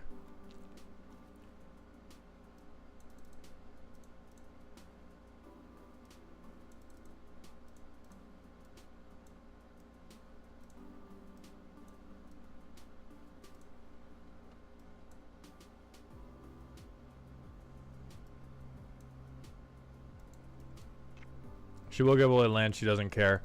That's, I do like that. Is her...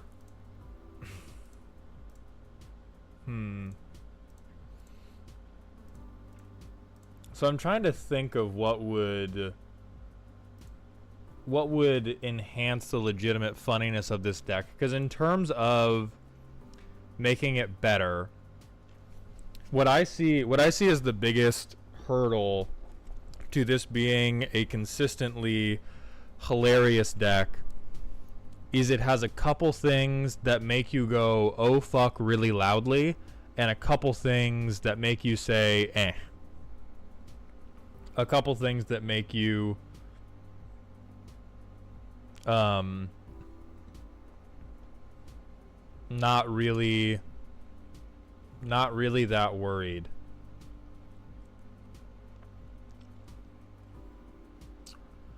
Tiny Bones is really good with the... But I'm trying to think of how you would adjust that. Jordan, I was thinking about it. Like, if we really want to be all in on Acme-sponsored explosion noises and we just want to do mean shit to other people, Head Games is really the top of that, where you get to tutor somebody else's hand for them. I don't think you need Harmless Offering.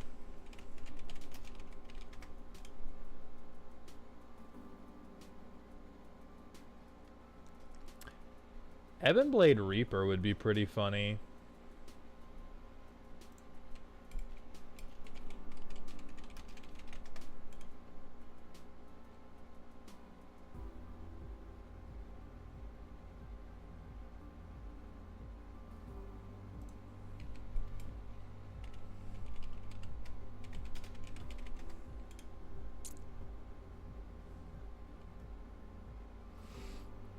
Phyrexian Negator could be funny, but it's just gonna be like, I don't know how I feel about Negator because it's not a thing that will actively be used for something humorous. They're just going to leave it completely alone if they can.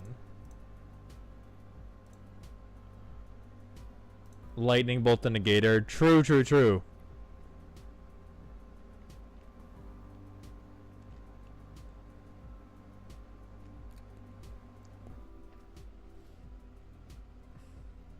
Newest idea is Scrambleverse.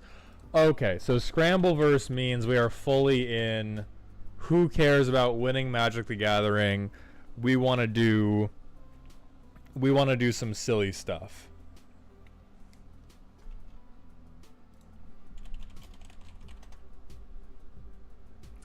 I think another version of Grid Monitor is in this deck. This deck would not mind having a second instance of Grid Monitor. Jordan, thank you so much for gifting 5 tier 1 subs. Welcome to Dog Heaven. I appreciate that generosity so much. Mind Crank Last Laugh. Oh no, that's just an infinite. Heckle, that is a Heckle and Snide. Nice name, by the way. That's just an infinite that is actually a non-bow with the rest of our deck because we want to be exiling stuff from people's graveyards.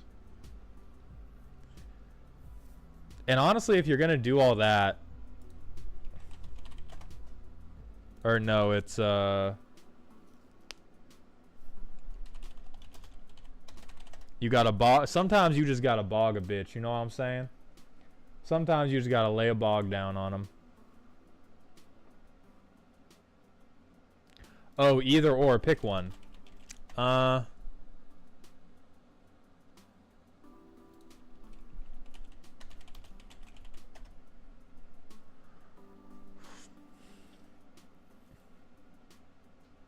don't know about either of them.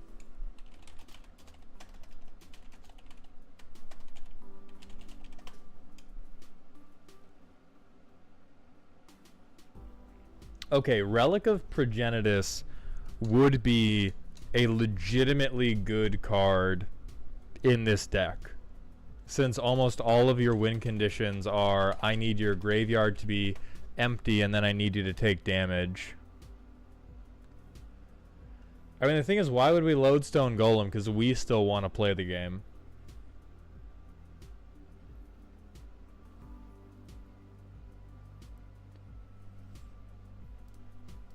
Havoc Festival.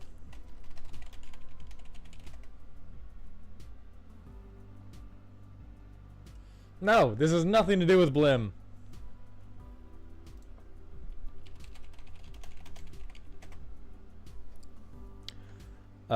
Yeah, Archfiend of Dross would be another good get the last laugh type card. Because I think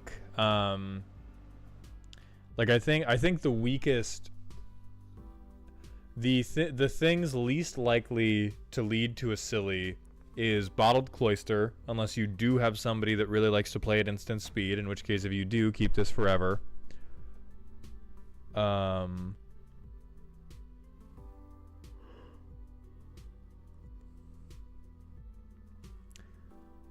Fiery Emancipation, honestly.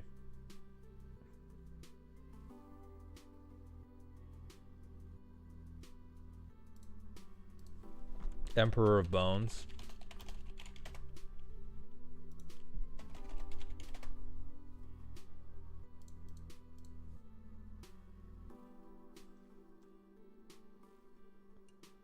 Oh, no. We don't need exile that badly. Oh, Thieves Auction, yes. If we want to be extremely goofy and silly, then you do want to do Thieves Auction.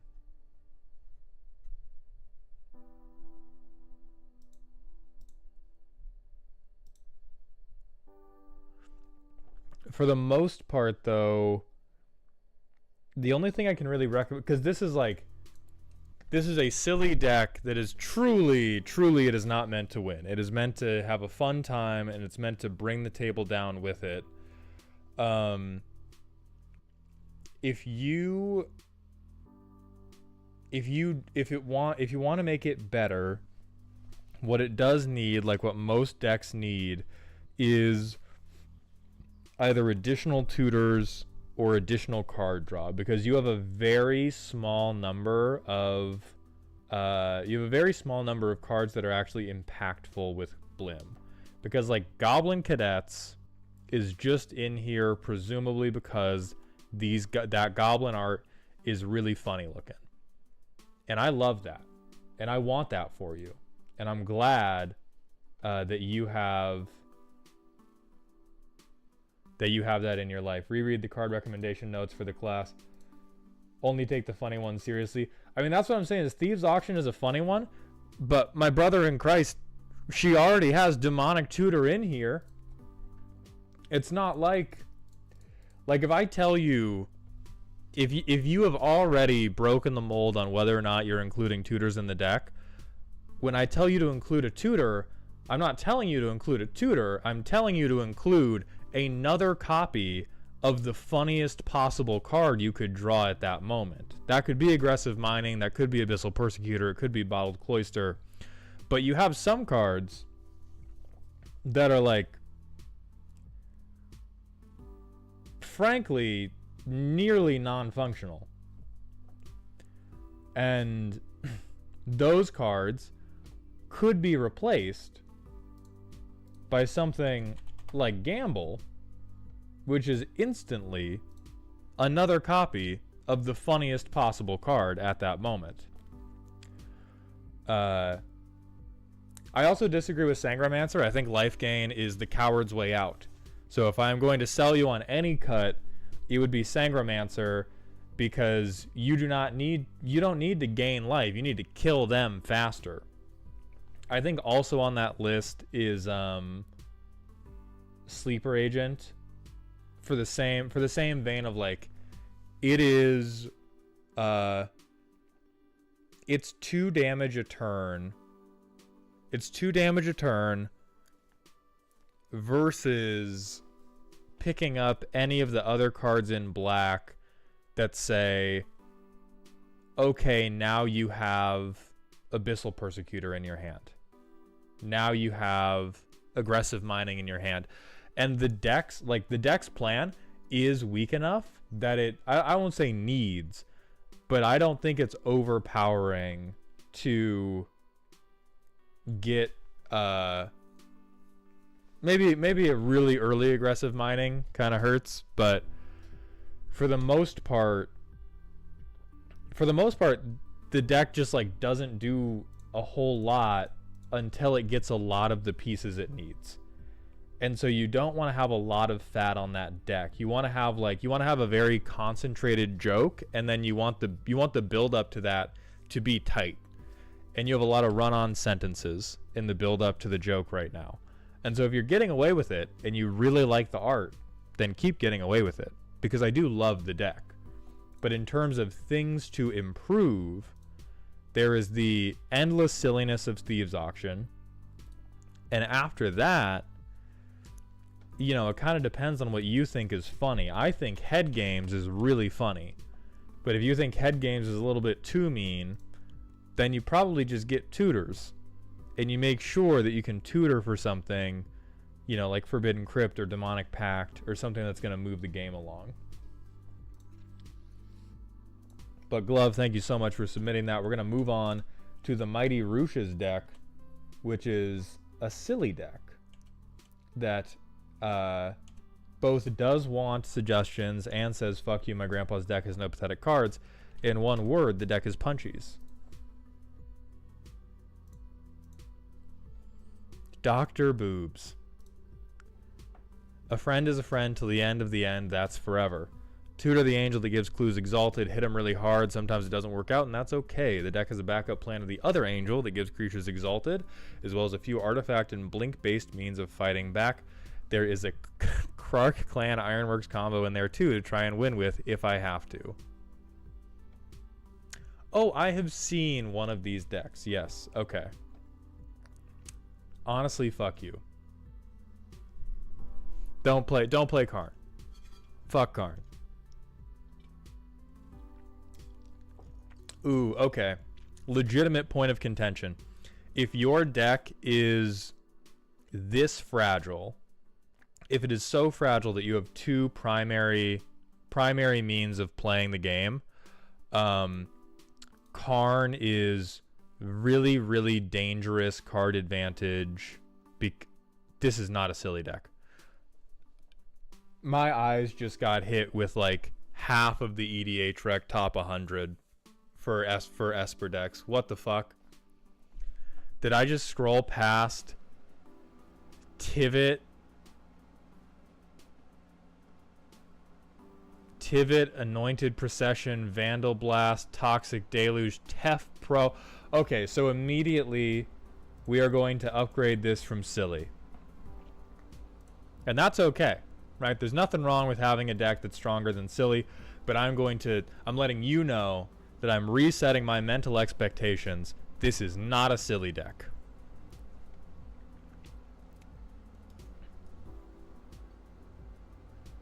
I play good cards to counter the bad strategy. So that is, I think that makes sense. The point at which I disagree is when you are playing good cards that depart from the bad strategy. If you're playing something very good that fits on theme and it's meant to like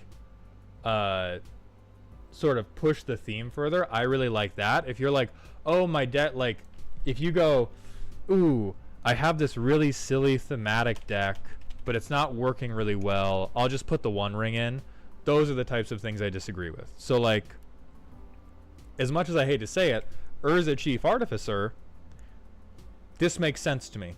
You're making 1 million clue tokens, and so you do want to make big constructs. So this is a very strong card that works in the theme of the deck, which is make a ton of clues. So like, I'm good with strong cards like that.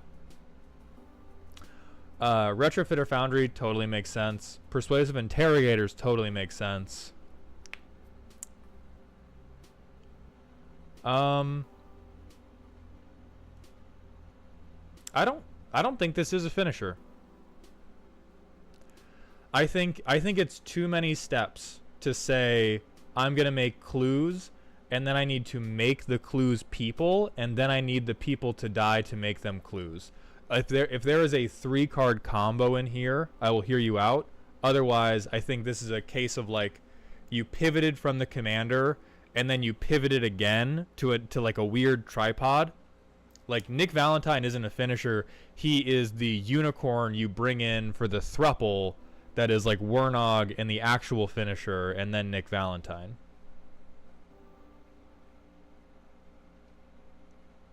Oh, Nick isn't blockable easily, and the angel that gives clues exalted makes him a one-shot. So I'm going to contest that with...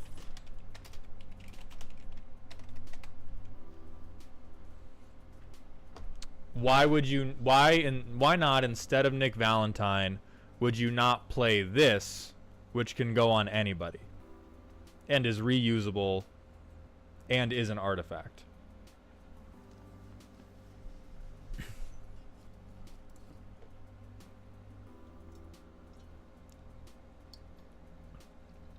Ghostly Pilferer also makes sense for the same reason.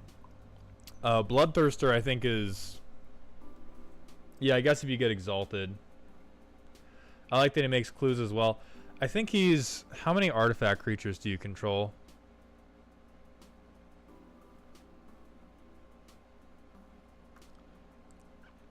You have 18 in the deck. So let's do a real quick count. You have 1, you have 2...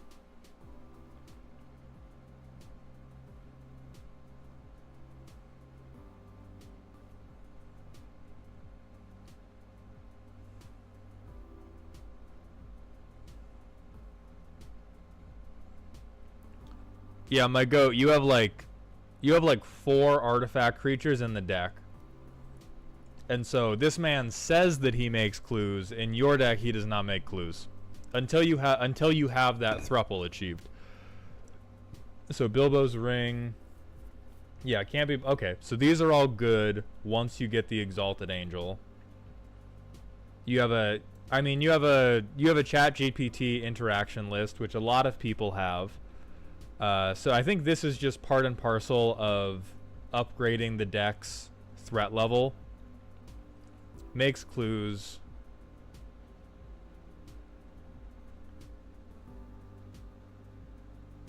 I don't know about Heaven Sent. Yeah, exactly. Interaction is very hard to make on theme, and that's kind of why we scrolled past it, right? I'm not expecting you to have 12 removal and counter spells that are somehow totally on theme for you. I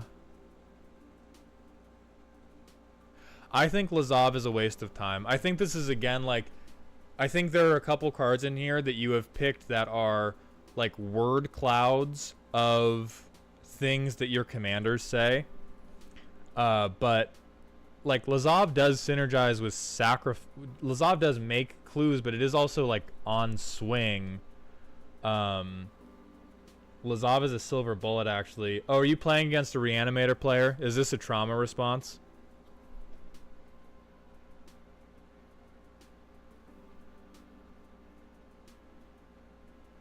Perfect. All right. If it's a, we allow trauma responses in this Arby's. I think Heaven Sent is a little weak. We'll get to this in a moment, though.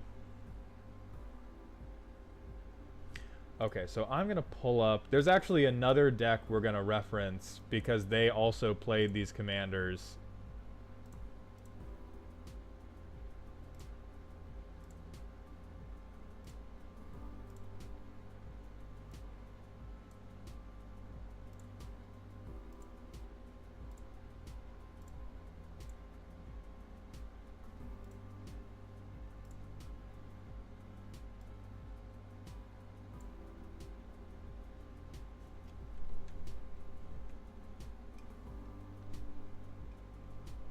Okay. We're gonna pull up I'm Weak UC's deck in a moment to talk about. Teysa's good. I like Teysa.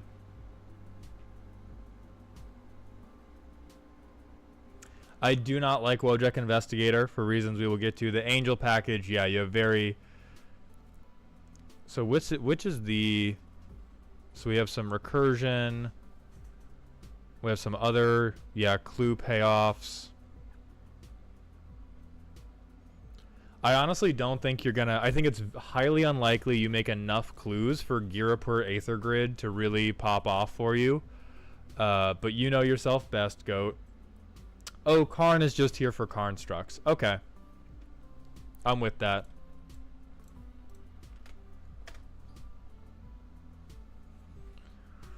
So this is another Wernog Bjorna deck. I think everything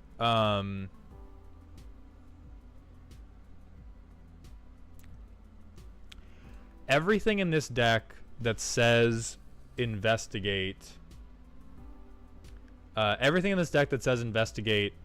has to measure itself against some of the things that I'm Weak UC has picked, like Cloud Shift. When you talk about, where is it? Heaven Sent, right? This is 2 mana to investigate twice. It's 2 mana to investigate twice and then deal 1 damage to each opponent. I think judging this on the if somebody has 0 or less life is questionable, because I don't believe that works if somebody has lost the game, because they are no longer an opponent. They are removed from the game. So this only really works if Heaven Sent is the final point of damage. Heaven Sent is repeatable. Why? Oh, otherwise exile Heaven Sent. Oh, that's why. Okay. Oh, so it loops from the beginning. Oh, okay. That is much better than I give it credit for. But Novice Inspector. So Novice Inspector, 1 mana, make 1 clue. Cloud Shift is 1 mana, at minimum, make 2 clues. Or at maximum, make a shitload of clues.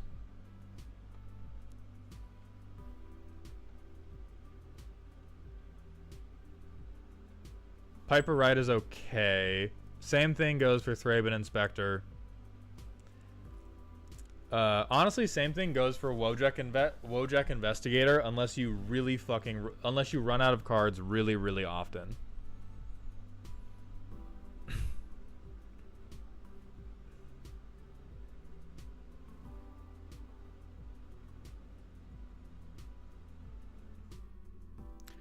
I think broadly what you are suffering from is an unwillingness to, I think, commit to the really bad plan, and you are propping it up too much with like generically good stuff to try to survive when the really bad plan doesn't make it. I would say, God, more card draw is hard to argue for since you're making clues, but I doubt you're sacrificing those clues very often. I think you have too many potential outs and not enough commitment to your shitty out of the Sublime Archangel.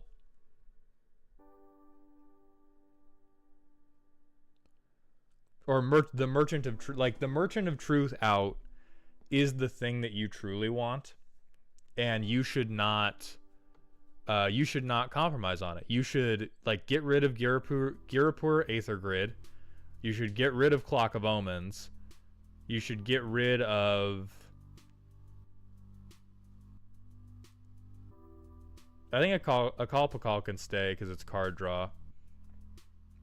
You should get rid of Krenko. And then you should keep probably Shimmer Dragon and Urza. And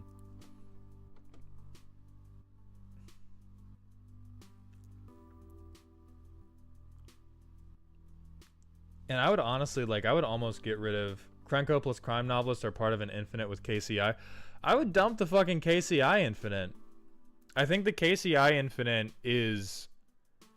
It sounds like the sequence of events that happened was you had an idea for a silly deck. You made a silly deck. You realized it was silly, and you felt that it needed something else to keep up. And so you put in an infinite to retroactively justify like it being able to keep up or being able to win. And I think instead of the 3 cards for that infinite, you should just have 3 more cards that help guarantee you get to do the Merchant of Truth bullshit.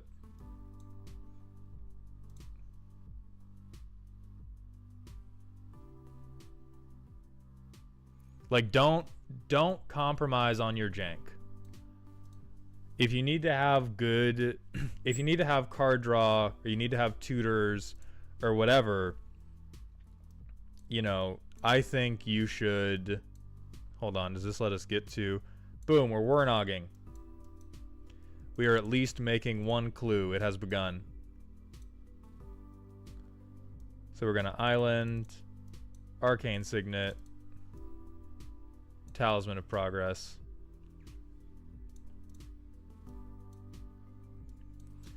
And see, here, this is like... And see, here, this is...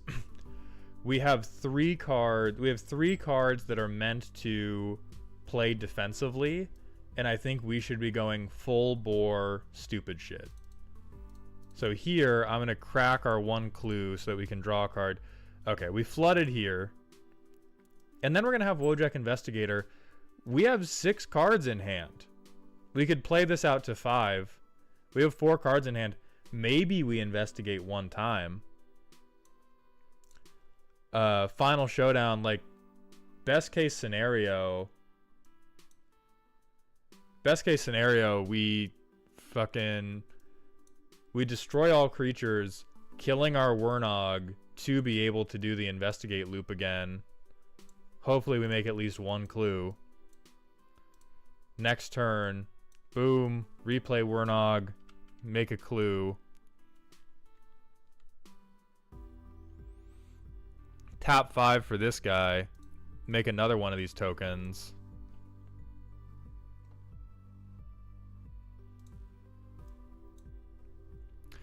But yeah, like overall, our game plan is made too slow because it has these additional things that aren't bringing us right up to the edge of winning the game.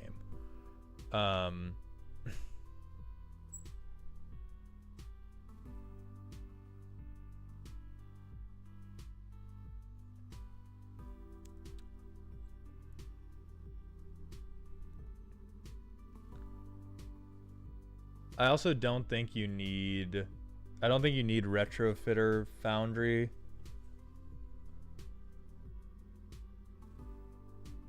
Unless you have like a mana infinite that I'm not seeing. Because really, like, you have a relatively concise win con by just tutoring for persuasive interrogators and then sacrificing clues. You do probably want... You probably want this for card draw because it turns all your clues into cards. And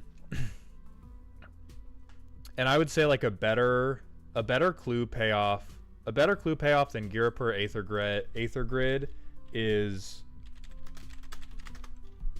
nope.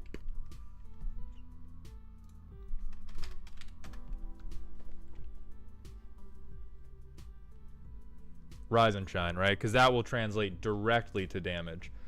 Yeah, more tutors, more blink, less value. I would say like fewer steps. You want fewer steps between you and victory. And that victory can be through committing to the goofy shit. Oh yeah, clues even have... Oh, no, hold on.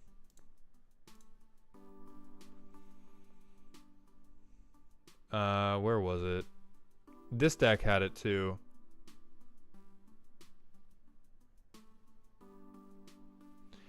Tangle Trove Kelp is Cluterhoof.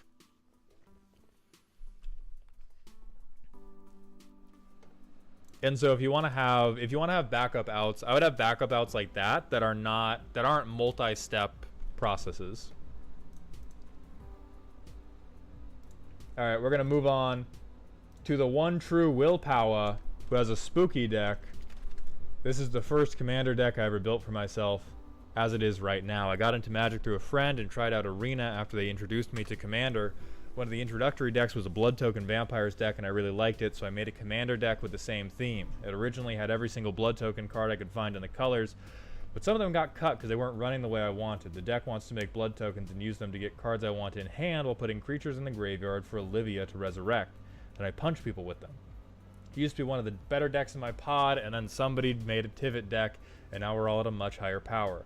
I'd love it if this could be a bit better without sacrificing the theme. The theme is definitely much more important than getting the deck to be stronger, though, because I have strong decks. Got it. Alright, so we want to do Blood Token shit. We want to bring things back with Olivia. Oh, tags. Thank you very much, Roosh. My first question, Willpower, would be, when you say theme, do you consider generic recursion to be part of the theme, or is your theme Olivia is recurring you?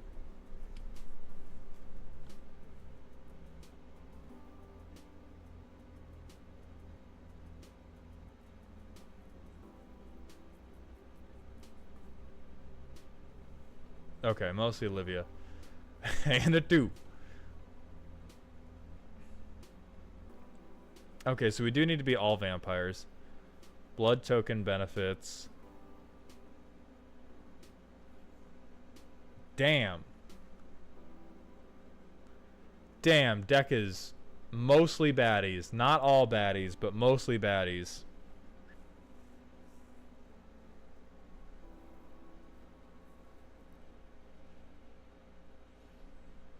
That card, I'm about to act up over Gluttonous Guest. I'm about to fucking act up. Inspiring Statuary, Mirkwood Bats, yeah. Restless Bloodseeker.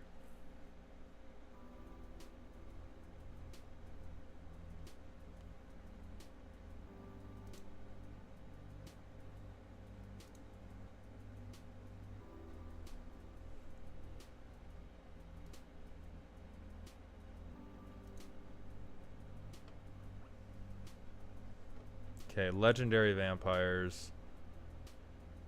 So these are the things that will keep our recursion targets alive. Put things in the graveyard.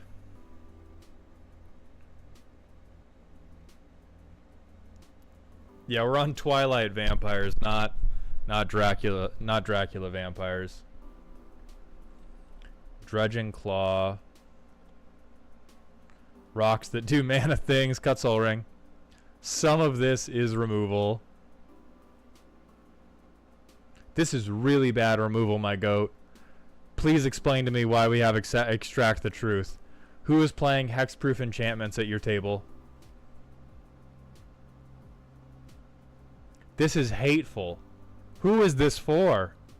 This has to be a trauma response. This has to be fuck you, Will. Fuck you, Will. Stop playing that shit against me. Only enchantment removal you had in black. Got it. Vampire's Vengeance. Each non-vampire creature. This guy kills my people at instant speed before I lose all my legendary vampires.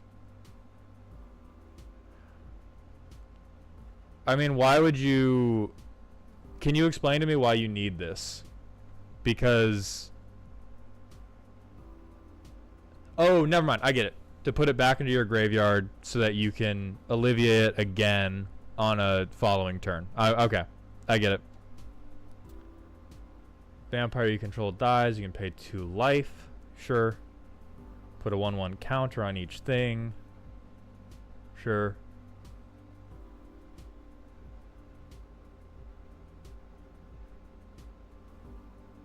Put that many 1/1 counters on it. Deals damage, make blood tokens. Alright, what's this curve look like? That is hefty, my friend. That is hefty. Ooh boy. Okay, so immediately what I would...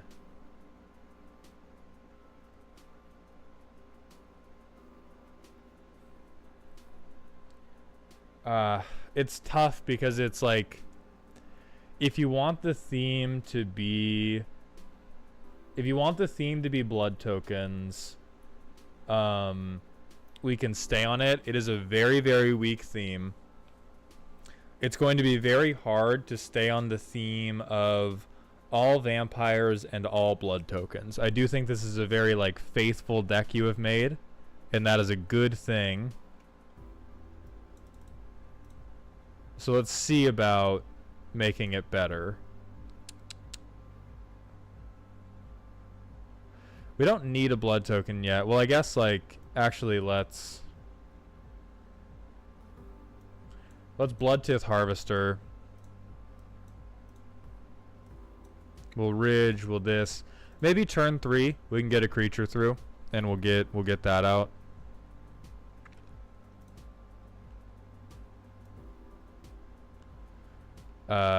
So this is the turn we can take off from Maestro's Theater. We'll make another blood token. We'll swing. We'll hope that it gets through. Go to next turn.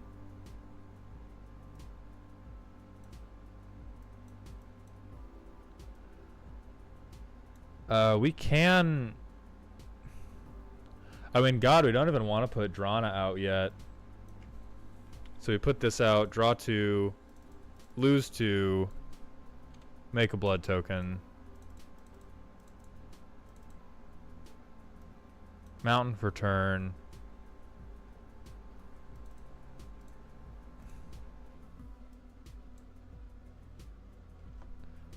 So I guess like, okay, so let's crack a blood.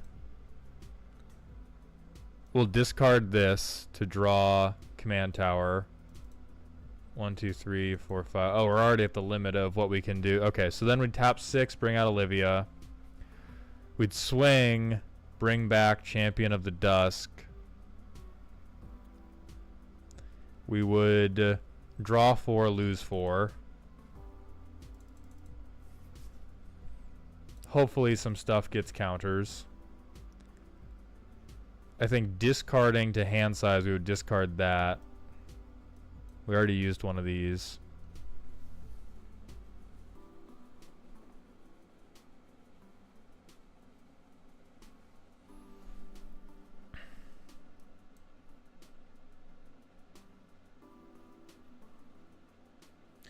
Rat Mice, every submitted deck gets roasted. It just takes a while.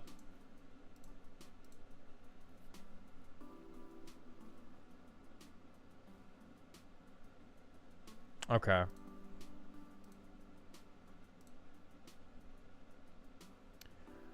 I think the number one thing you could do is get rid of some of the very expensive cards for cards that loot in the same way that blood tokens do. Although I understand that is not the same as doing the blood token looting. So if you really, really want the looting to be all from blood tokens, that does make sense. But what I would suggest is vampires are bad. A couple are really good. If you want the deck to be better and stay on theme, I would sharpen the deck towards the really good ones. And the way I would do that is I would take ones that are perhaps not that powerful and only, like, Falkenrath Celebrants is only a good time if you pull them out of the graveyard for your commander. Otherwise, you'd probably rather draw Faithless Looting. And so you can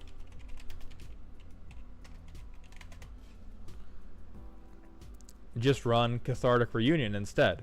And then you have something to do on turn 2 that's going to get your graveyard full, instead of hoping that Falkenrath Celebrants has been in your graveyard for forever and ever. And if you need to, you can pretend that one of these two is vampires.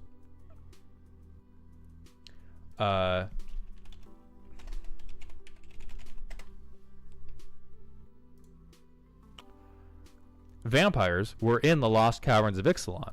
Therefore, the Great Door is thematic for vampires. I don't think you'd ever flip it. I think you would just keep it as draw then discard.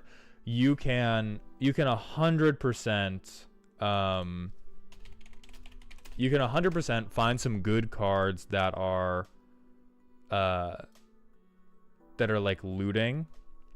Yes, as Fun Tyrant said, draw some fangs on Chandra here, and then it's a vampire card.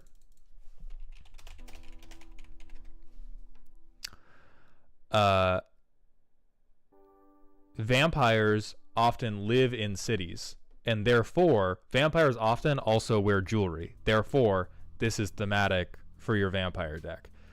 So I think there's a lot of things that become... Oh yeah, Strafan should definitely go in here.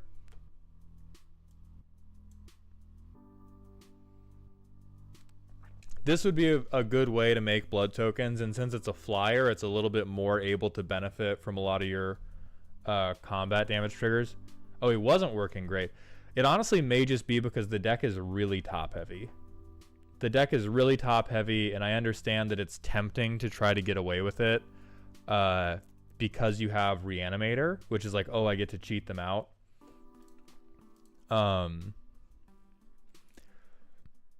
Holy shit, Nerd Girl, what is up? Thank you very much for the raid. We are looking at the world's probably most budget vampire deck ever. But yeah. Oh, thank you for the cheer and for the hammy. I like his little butt. So yes, number one, what I would say is take a lot of these meh vampires that are just in here because they have the word blood token written on them somewhere. Like Bloodcrade Socialite for sure. Falconwrath Celebrants for sure. I like Enforcer. I like Attendance. I think Bloodseeker can go. I don't think you gain life very much. I think you have one or two ways to gain life, and past that you don't. Same for Sanguine Statuette. And I would replace all of these with things that you can draw little fangs on to call them vampire cards and help you loot to help the deck get to the point it wants to be at, which is I cast Olivia and my Futamami grabs one of these huge vampires and we get off to the races. So that is what I'd say to keep it on theme, is I would just like drop the worst things for things that let you get to your good thematic cards. Hey Maul, a couple months ago you reviewed some custom cards on stream. Is that a sign up thing like the roast or something just put in the Dear Maul channel on the Discord server? Also, sorry for sending an ask twice, don't want to spam. No worries, Toaster, thank you for resending that. So it is a channel points redeem that I just haven't had up for a little while because the streams have been, these deck roasts are supposed to be 10 to 15 minutes and I've regularly been going over because I am still sort of getting my legs under me with them. Willpower, thank you so much for showing the deck. Oh, thank you, baby. Yeah. My girlfriend made me food. But... Shut up right now. Thank you so much. I do like the deck. I like that you made a thematic deck, and more than anything, I love that you were willing to let it be shitty rather than see it morph into a pile of meaningless like good stuff. I do think you've been kind of fast and loose with what you've let in. We're going to move on to Lockman98, who was supposed to go 2 weeks ago, but I'm bad at my job. So Lockman, I hope you are here, and I am very sorry. We have a silly and a spooky deck, much like a new Vegas Charisma build. This deck wants to sit back while Grandma Lily hits things repeatedly until they die. Oh god, I do know Grandma Lily well. I forgot the fucking chives. Give me that Thank bowl. you. Thank you, honey. Perfect. Excellent. +1/+1 counter and equipment shenanigans with some classic green protection and support. Ideally, Lily becomes unblockable with Silver Shroud, Rogue's Passage, Trailblazer's Boots, and kills with commander damage. Backup plan is the big green guys or the Aether Flux Death Ray. Honestly, in a deck that's not going to storm off, I would call Aether Flux silly. That is the gigantic cartoon hammer that you lay on the table and say, I'm going to hit everyone in the dick with this if you don't stop me. Why do you have a Planeswalker? Nah, you don't need this. Nah, we cut these. Toaster, thank you for coming by the stream. Also, if you're somehow following me and haven't heard of MTG Nerd Girl yet, go follow MTG Nerd Girl. She's put me on her show many times, very kindly, allowing me to ruin countless hours of footage, and is generally awesome. But again, if you're here, you've probably heard of her. Okay, so we have a Mana Dork. Or what does Lily Bowen even do? Lily Bowen ETBs with 2 counters on upkeep, double the counters if its power is 16 or less. Otherwise, remove all but 1 and then you gain a life. This deck is silly because nobody has any reason to let me pop off with it. Okay. Asceticism, yeah, that's a silly card.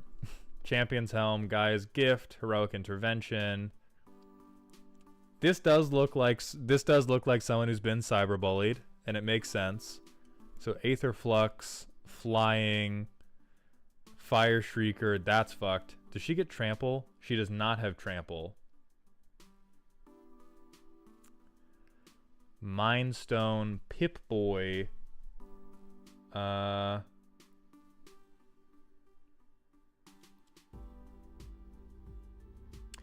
don't know how I feel about this one. Power Fist does make sense. Shadow Spear definitely makes sense. Ozolith, yeah. Okay. Accomplished Bronze Dragon is in here because you think dragons look cool. You cannot fool me. This has like... Sure, this is related to the deck. But you put this in here because dragons look cool. I don't know that Augur of Autumn has anything to do with the deck. Bighorn or Rancher makes sense.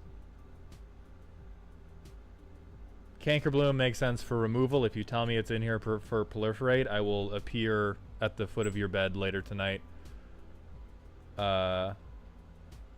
Cathedral Acolyte. I'm going to push back on this unless you have a lot of other synergies for putting 1/1 counters on things. ETB, look for a forest. Okay, we're giving trample to our legendary creatures. It's removal? Good man. Good man. When another creature comes into play, gain 1. I mean, you are on life gain. Yeah. I hate Forgotten Agent, but it should be in this deck.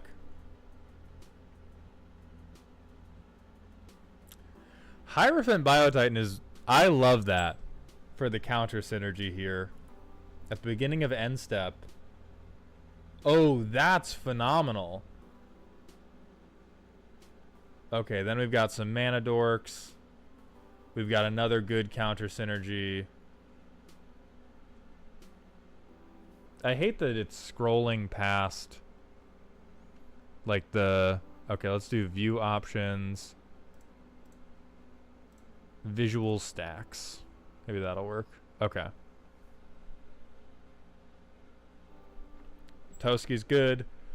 Surak and Gorg... Yeah, other creatures you control have trample.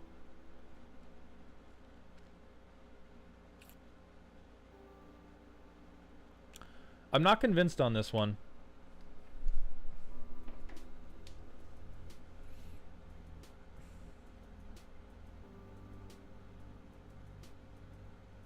Right, and then you have every +1/+1 counter doubler known to man.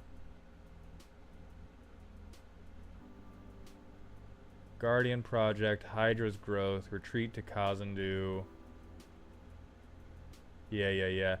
Dan Seattle Weekend, yeah, we're deck roasting, and we have yet another dirty mouth breathing +1/+1 counter deck, but it has a nice little grandma.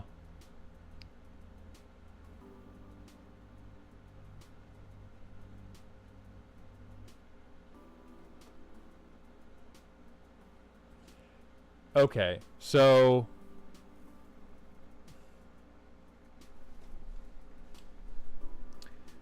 the big issue here is you have a grandma who is cycling her roids.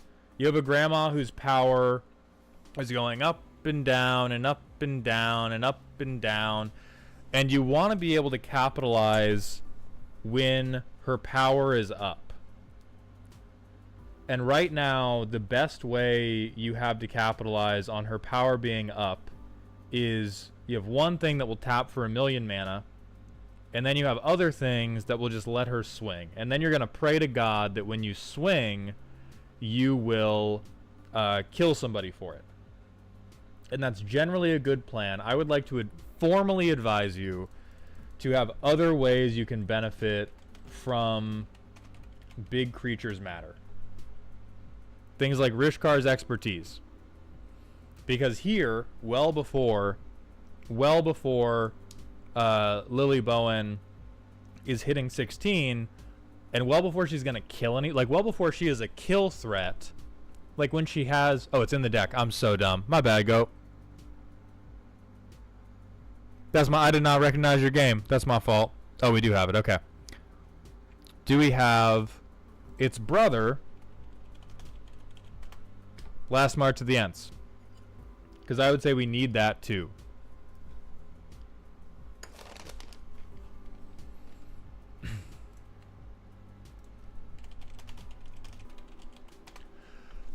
So what you need to do, what this deck lacks, is this deck is trying to play Magic fairly, in the sense that people can do basic math and establish when you are going to threaten a lethal turn. And what this deck would benefit from is ways to capitalize on Lily Bowen before, like a turn or two before people are ready. Return of the Wild Speaker, yes, that's also good. I'm going to make sure it's not already in the deck. All right, idiot. Why don't you have Return of the... Justify this one. Why the fuck don't you have Return of the Wild Speaker? Yeah, she's not human, right? Yeah, why the fuck don't you have Return of the Wild Speaker? So more things like this. Like, Return of the Wild... I would say Return of the Wild Speaker is a better payoff than Bighorn or Rancher 8 times out of 10. I'm willing to bet that 8 times out of 10 you are more limited by how many cards you've drawn than you are by how much mono green mana you've been able to make. And so like Stump Squall Hydra is... Stump Squall Hydra is just, it's really expensive to put X +1/+1 counters on your commander. I like Rampaging Yao Guai because fuck artifacts and enchantments. Rogue's Passage is fine, yeah.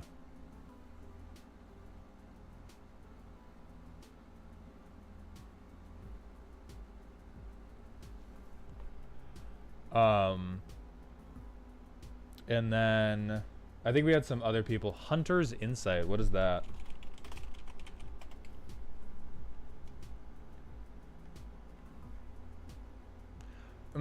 This one's okay. The problem with this one is that this goes off on the turn that Lily Bowen is strong, and that is when people are already going to stop you.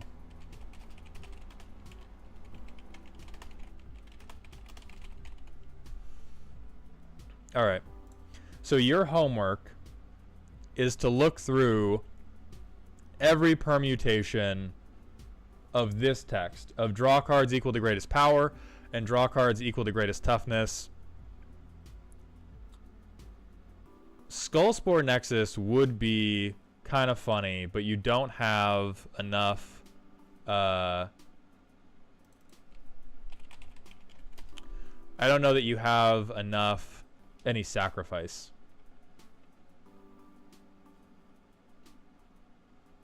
Holy shit, your homework's already done.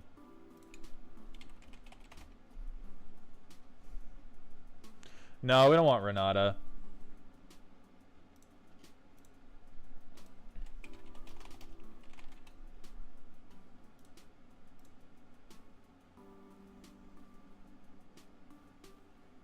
Do not play Harmonize.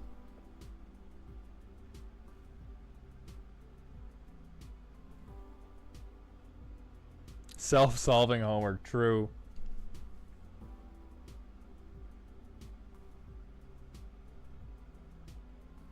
Greater good.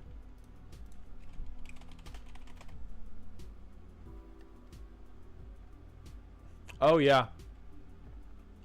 Greater good would be good.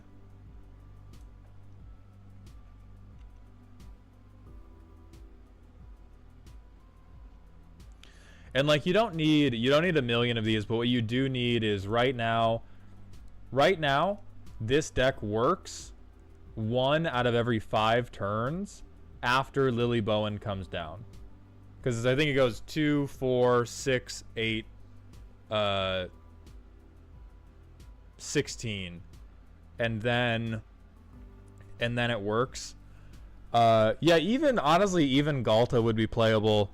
It depends on what theme you want, but right now all you do is like you gain some life And then if you don't have Aether Flux, you hold Lily Bowen's Raging Clit in her hands, and you wait until you draw Aether Flux. And so, far and away, what's going to improve this deck is just taking a bunch of shit that will benefit from Lily Bowen before people think Lily Bowen is triggering. Like, you need to trick these people. You're playing fair magic, and if you're playing fair magic, you need to scheme. You need to gaslight. Just because you're in green doesn't mean you aren't a piece of shit. It means you are the biggest piece of shit. And so you should take...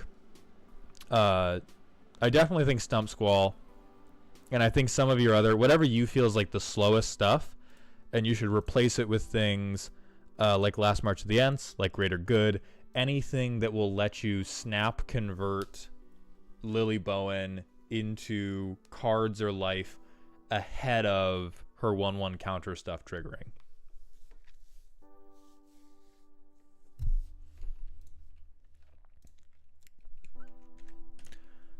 So let me play test it and see how it feels before I move on. We will. Doesn't she go up to, yeah, she does go up to 32. Yeah, she does go up to 32, which makes her even better for a life gain deck and even worse for an everything else deck. Okay. So we'll draw. Oh, you don't need this card. You super do not need additional landfall.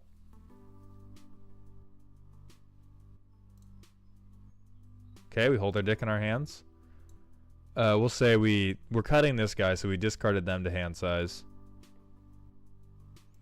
We played this, sure.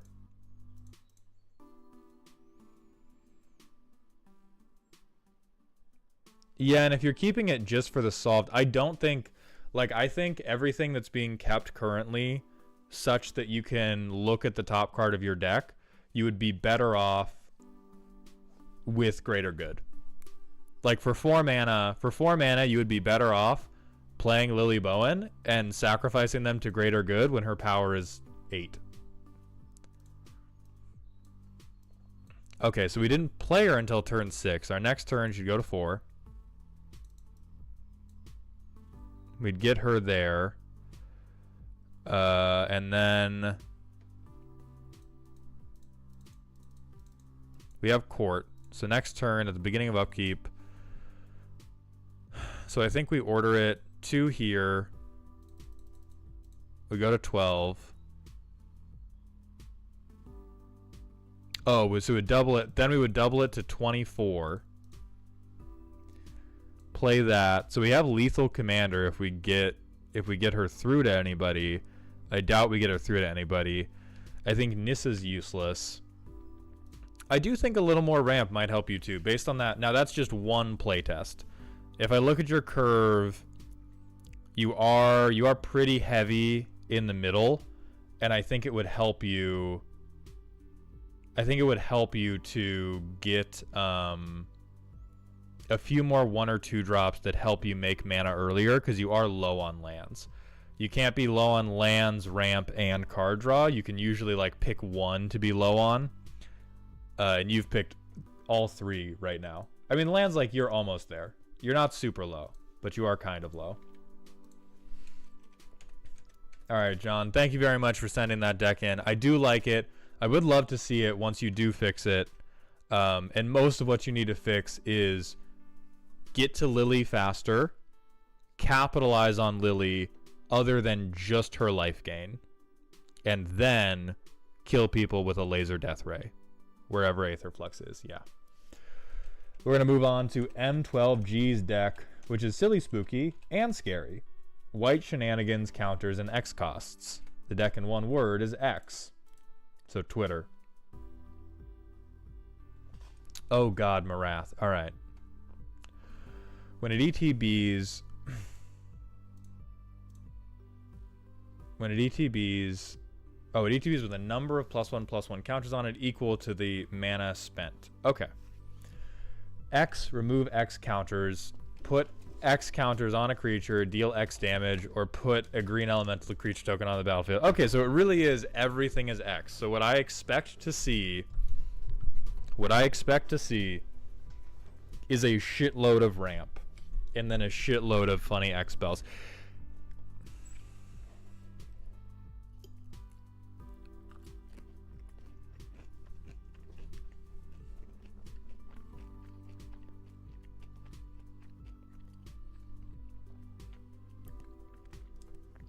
This is the most green player draw section I have ever seen.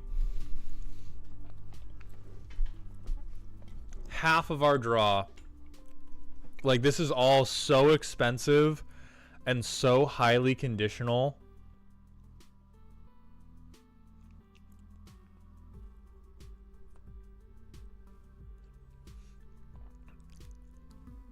I don't think we have a single thing that just says draw cards. Like, we can only do it if we have another good creature or sacrifice a creature, etc., etc.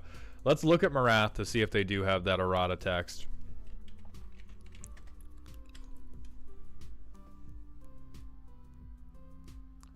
Okay, yeah, so the Oracle text is X cannot be 0 for any of these things. So you cannot just like you can't use this to commit infinite crimes, basically. Am I suggesting they need harmonized? They're in red. They can just play, like, they could play card selection at minimum. If you can't get card draw, you can get card selection. Okay, life gain is the coward's way out. Especially if you're in Naya and you're in, like, oh, I'm gonna life gain off my commander shooting. This should be a damage doubler. Counters, once again, coward's way out.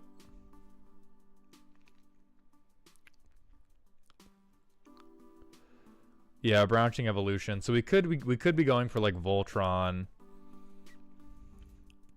which it does kind of look like it.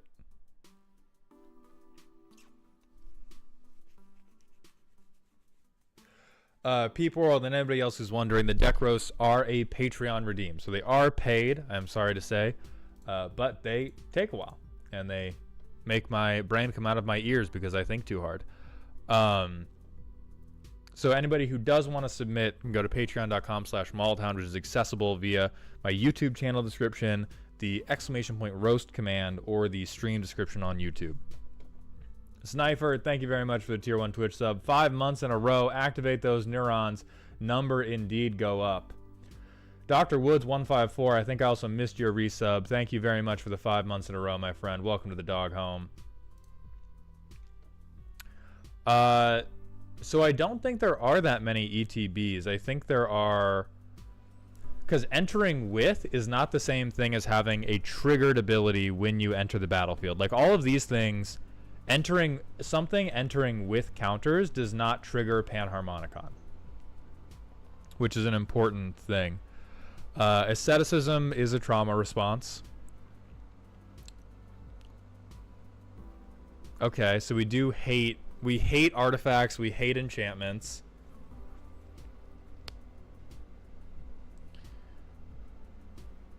This is the most budget removal I have ever seen. We hate artifacts, we hate enchantments, we hate motherfuckers who can't fly. They hate non-flyers so goddamn much. Oh my god. And then we have Walking Ballista.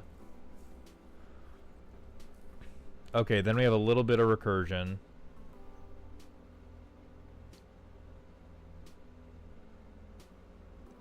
This recursion curve is just a wall. It's I get one card, I get one card, I get every single card for the whole game. Alright, so and then we have a ton of ramp, which is reasonable.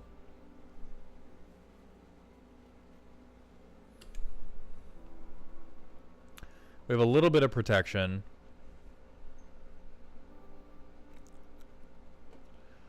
I mean, we're gonna have to go to the book. Yeah. We're gonna have to go to the bookmark for this one.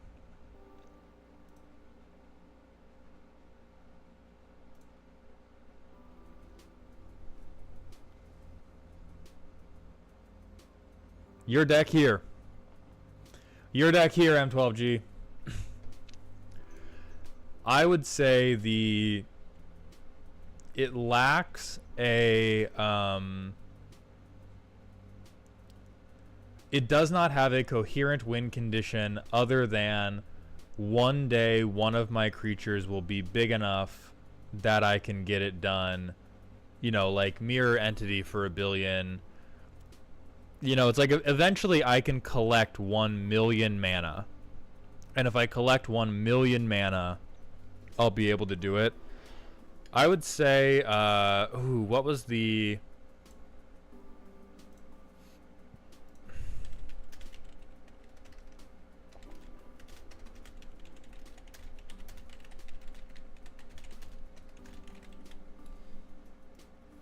It was in the Pantlaza Precon.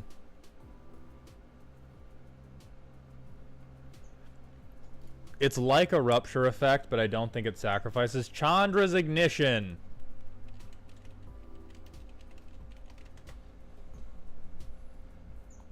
Yeah, Chandra's Ignition on a big Morath would be good. We have a lot of counter doublers, which seems reasonable. I don't think it's trying to do ETBs at all. I think it's trying to cast X spells for $1 million.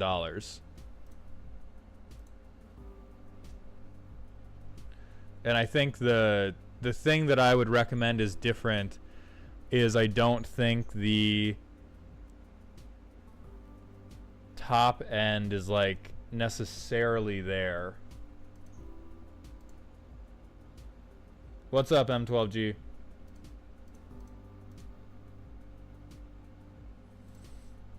Like if it's white shenanigans, counters, and X costs, I would like to see a way to either make Morath unblockable if we... Oh, you couldn't talk. Yeah, that okay, that is rough.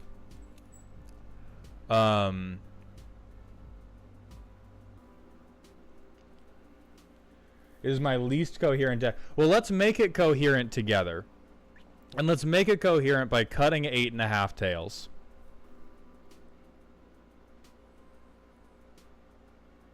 And by cutting Mark of Asylum.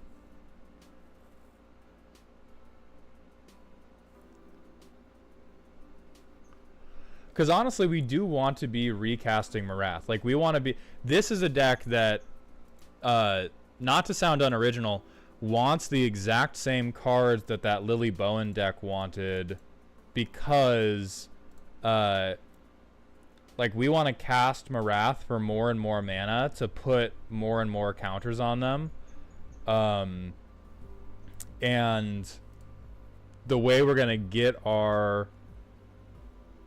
The way we're going to get our payoffs is either, like, fling effects, but even that's kind of rough, or things like Greater Good...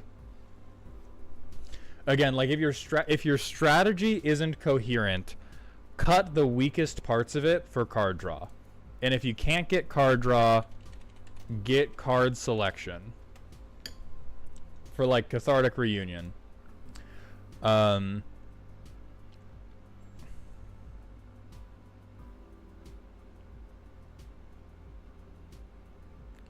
This is, I think, really bad ramp. But you do need a lot more card draw because your win con is effectively... Your win con is make 1 million mana and then spend it on Earthquake, Hurricane, etc., or like Walking Ballista.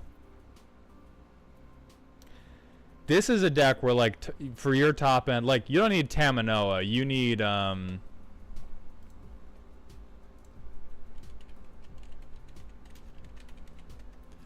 like, this is a goddamn Nyx Bloom Ancient deck. This is a goddamn Nyx Bloom Ancient, cast for 1 million.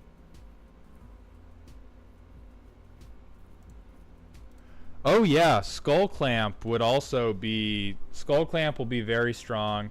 I think All Will Be One is too slow.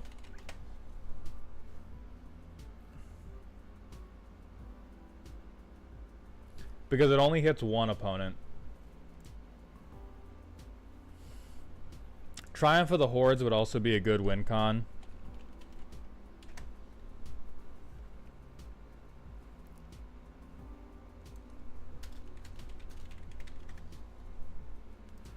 Because right now the deck is like, ooh, I like all these guys.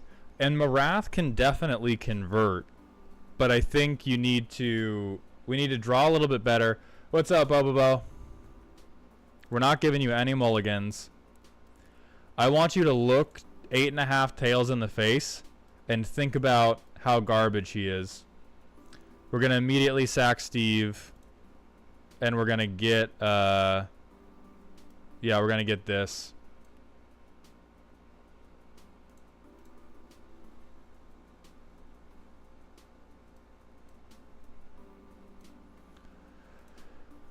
Next turn. See, now we can branching evolution.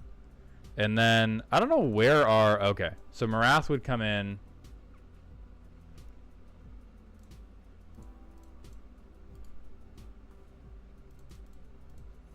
Come in with 6 because of branching evolution. Oh, wait, is it... Yeah, twice that many, yeah. So we'd get 6. And then we can't really ramp. Play Esper. Hold our dick in our hands. I guess cast 8.5 tails. God. Yeah, you've allowed them to bully you into complacency. I don't think you need as much protection as you think. I think you would rather draw more cards, ramp more, and if you need to cast Morath for 15 mana, god damn it, you're gonna cast Morath for 15 goddamn mana. And there's a couple effects like Nyx Bloom Ancient. I would do those effects and cast your X spells for 1 billion. And I would put Crackle with Power in the deck. And I would just go pew pew pew pew pew pew pew and make them rue the day that they ever removed your commander for the 18th time.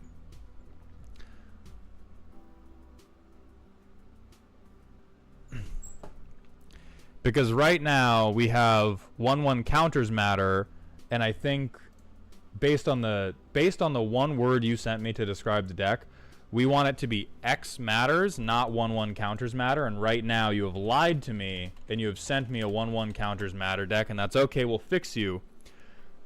But we're gonna reflect some mana. We're gonna ancient some Nyx Blooms, and we're gonna have good ramp, not Cryptic Trilobite. Which I think the rest of your ramp is pretty good. Mirari's Wake is what I like to see. That's what I like to see. Roshin Meanderer is exactly what I like to see.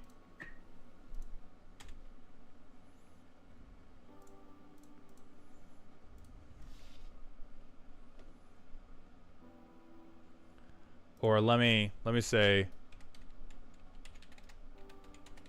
whenever.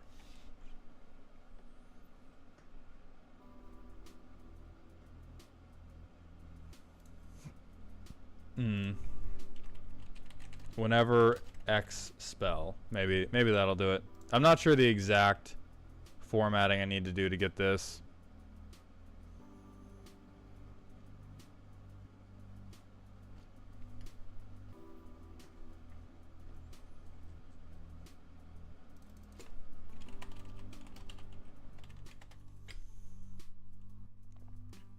Yeah, this would be good. This would be a good beater.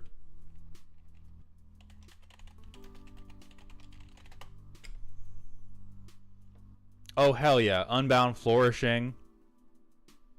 That's what I'm talking about.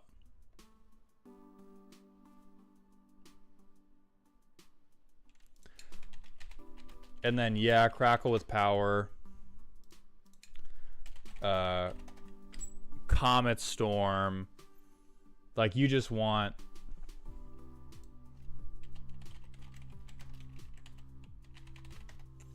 They removed Morath? Who cares? They removed Morath 18 times? Who cares? They removed Morath 25 times? Maybe now you can't cast Morath. But until then, you just want to be ramping and drawing. Flings could be I would say Chandra's Ignition is the best fling you want. Like, this is... I don't think you want to... I think if you're sacrificing Morath, you want to sacrifice Morath for cards and not for damage. So that's to things like Rishkars.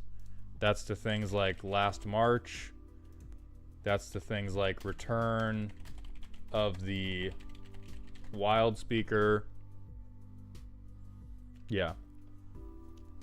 So that's what I would do. I would get with the program that you have sent me, because right now it seems like you have been bullied when you played this deck, and the bullying led you to protection, and it led you to life gain, and it led you to like, oh, I'm gonna make my commander bigger so that they're maybe a little bit harder to remove. And no, do not compromise on your silly shit. Commit to your silly shit. Ramp harder. Cut Soul Ring regardless. Play more X spells. And those are my official recommendations, because I think this is a little all over the place. This is very, I have a word cloud of things that say 1/1 counter and things that say token, and we want a word cloud of things that say X spell. Oh yeah, the Tyrannid deck, a lot of the, if you take half of the Tyrannid deck, that'll work. Alright, from there, we are going to end the stream for the day. Thank you to everybody that watched, followed, and subscribed. Bobo, there is a queue. It's from patrons. I'm going to be sending out emails for the next deck roasting stream. The next one is going to happen this Friday and then this Saturday, and I hope to see you all there. I will be live again, potentially tomorrow night, probably not until Friday. Thank you all for watching. Kawaii Monster 805, thank you for the follow. I hope you guys are having a good week, and please remember to stay toxic.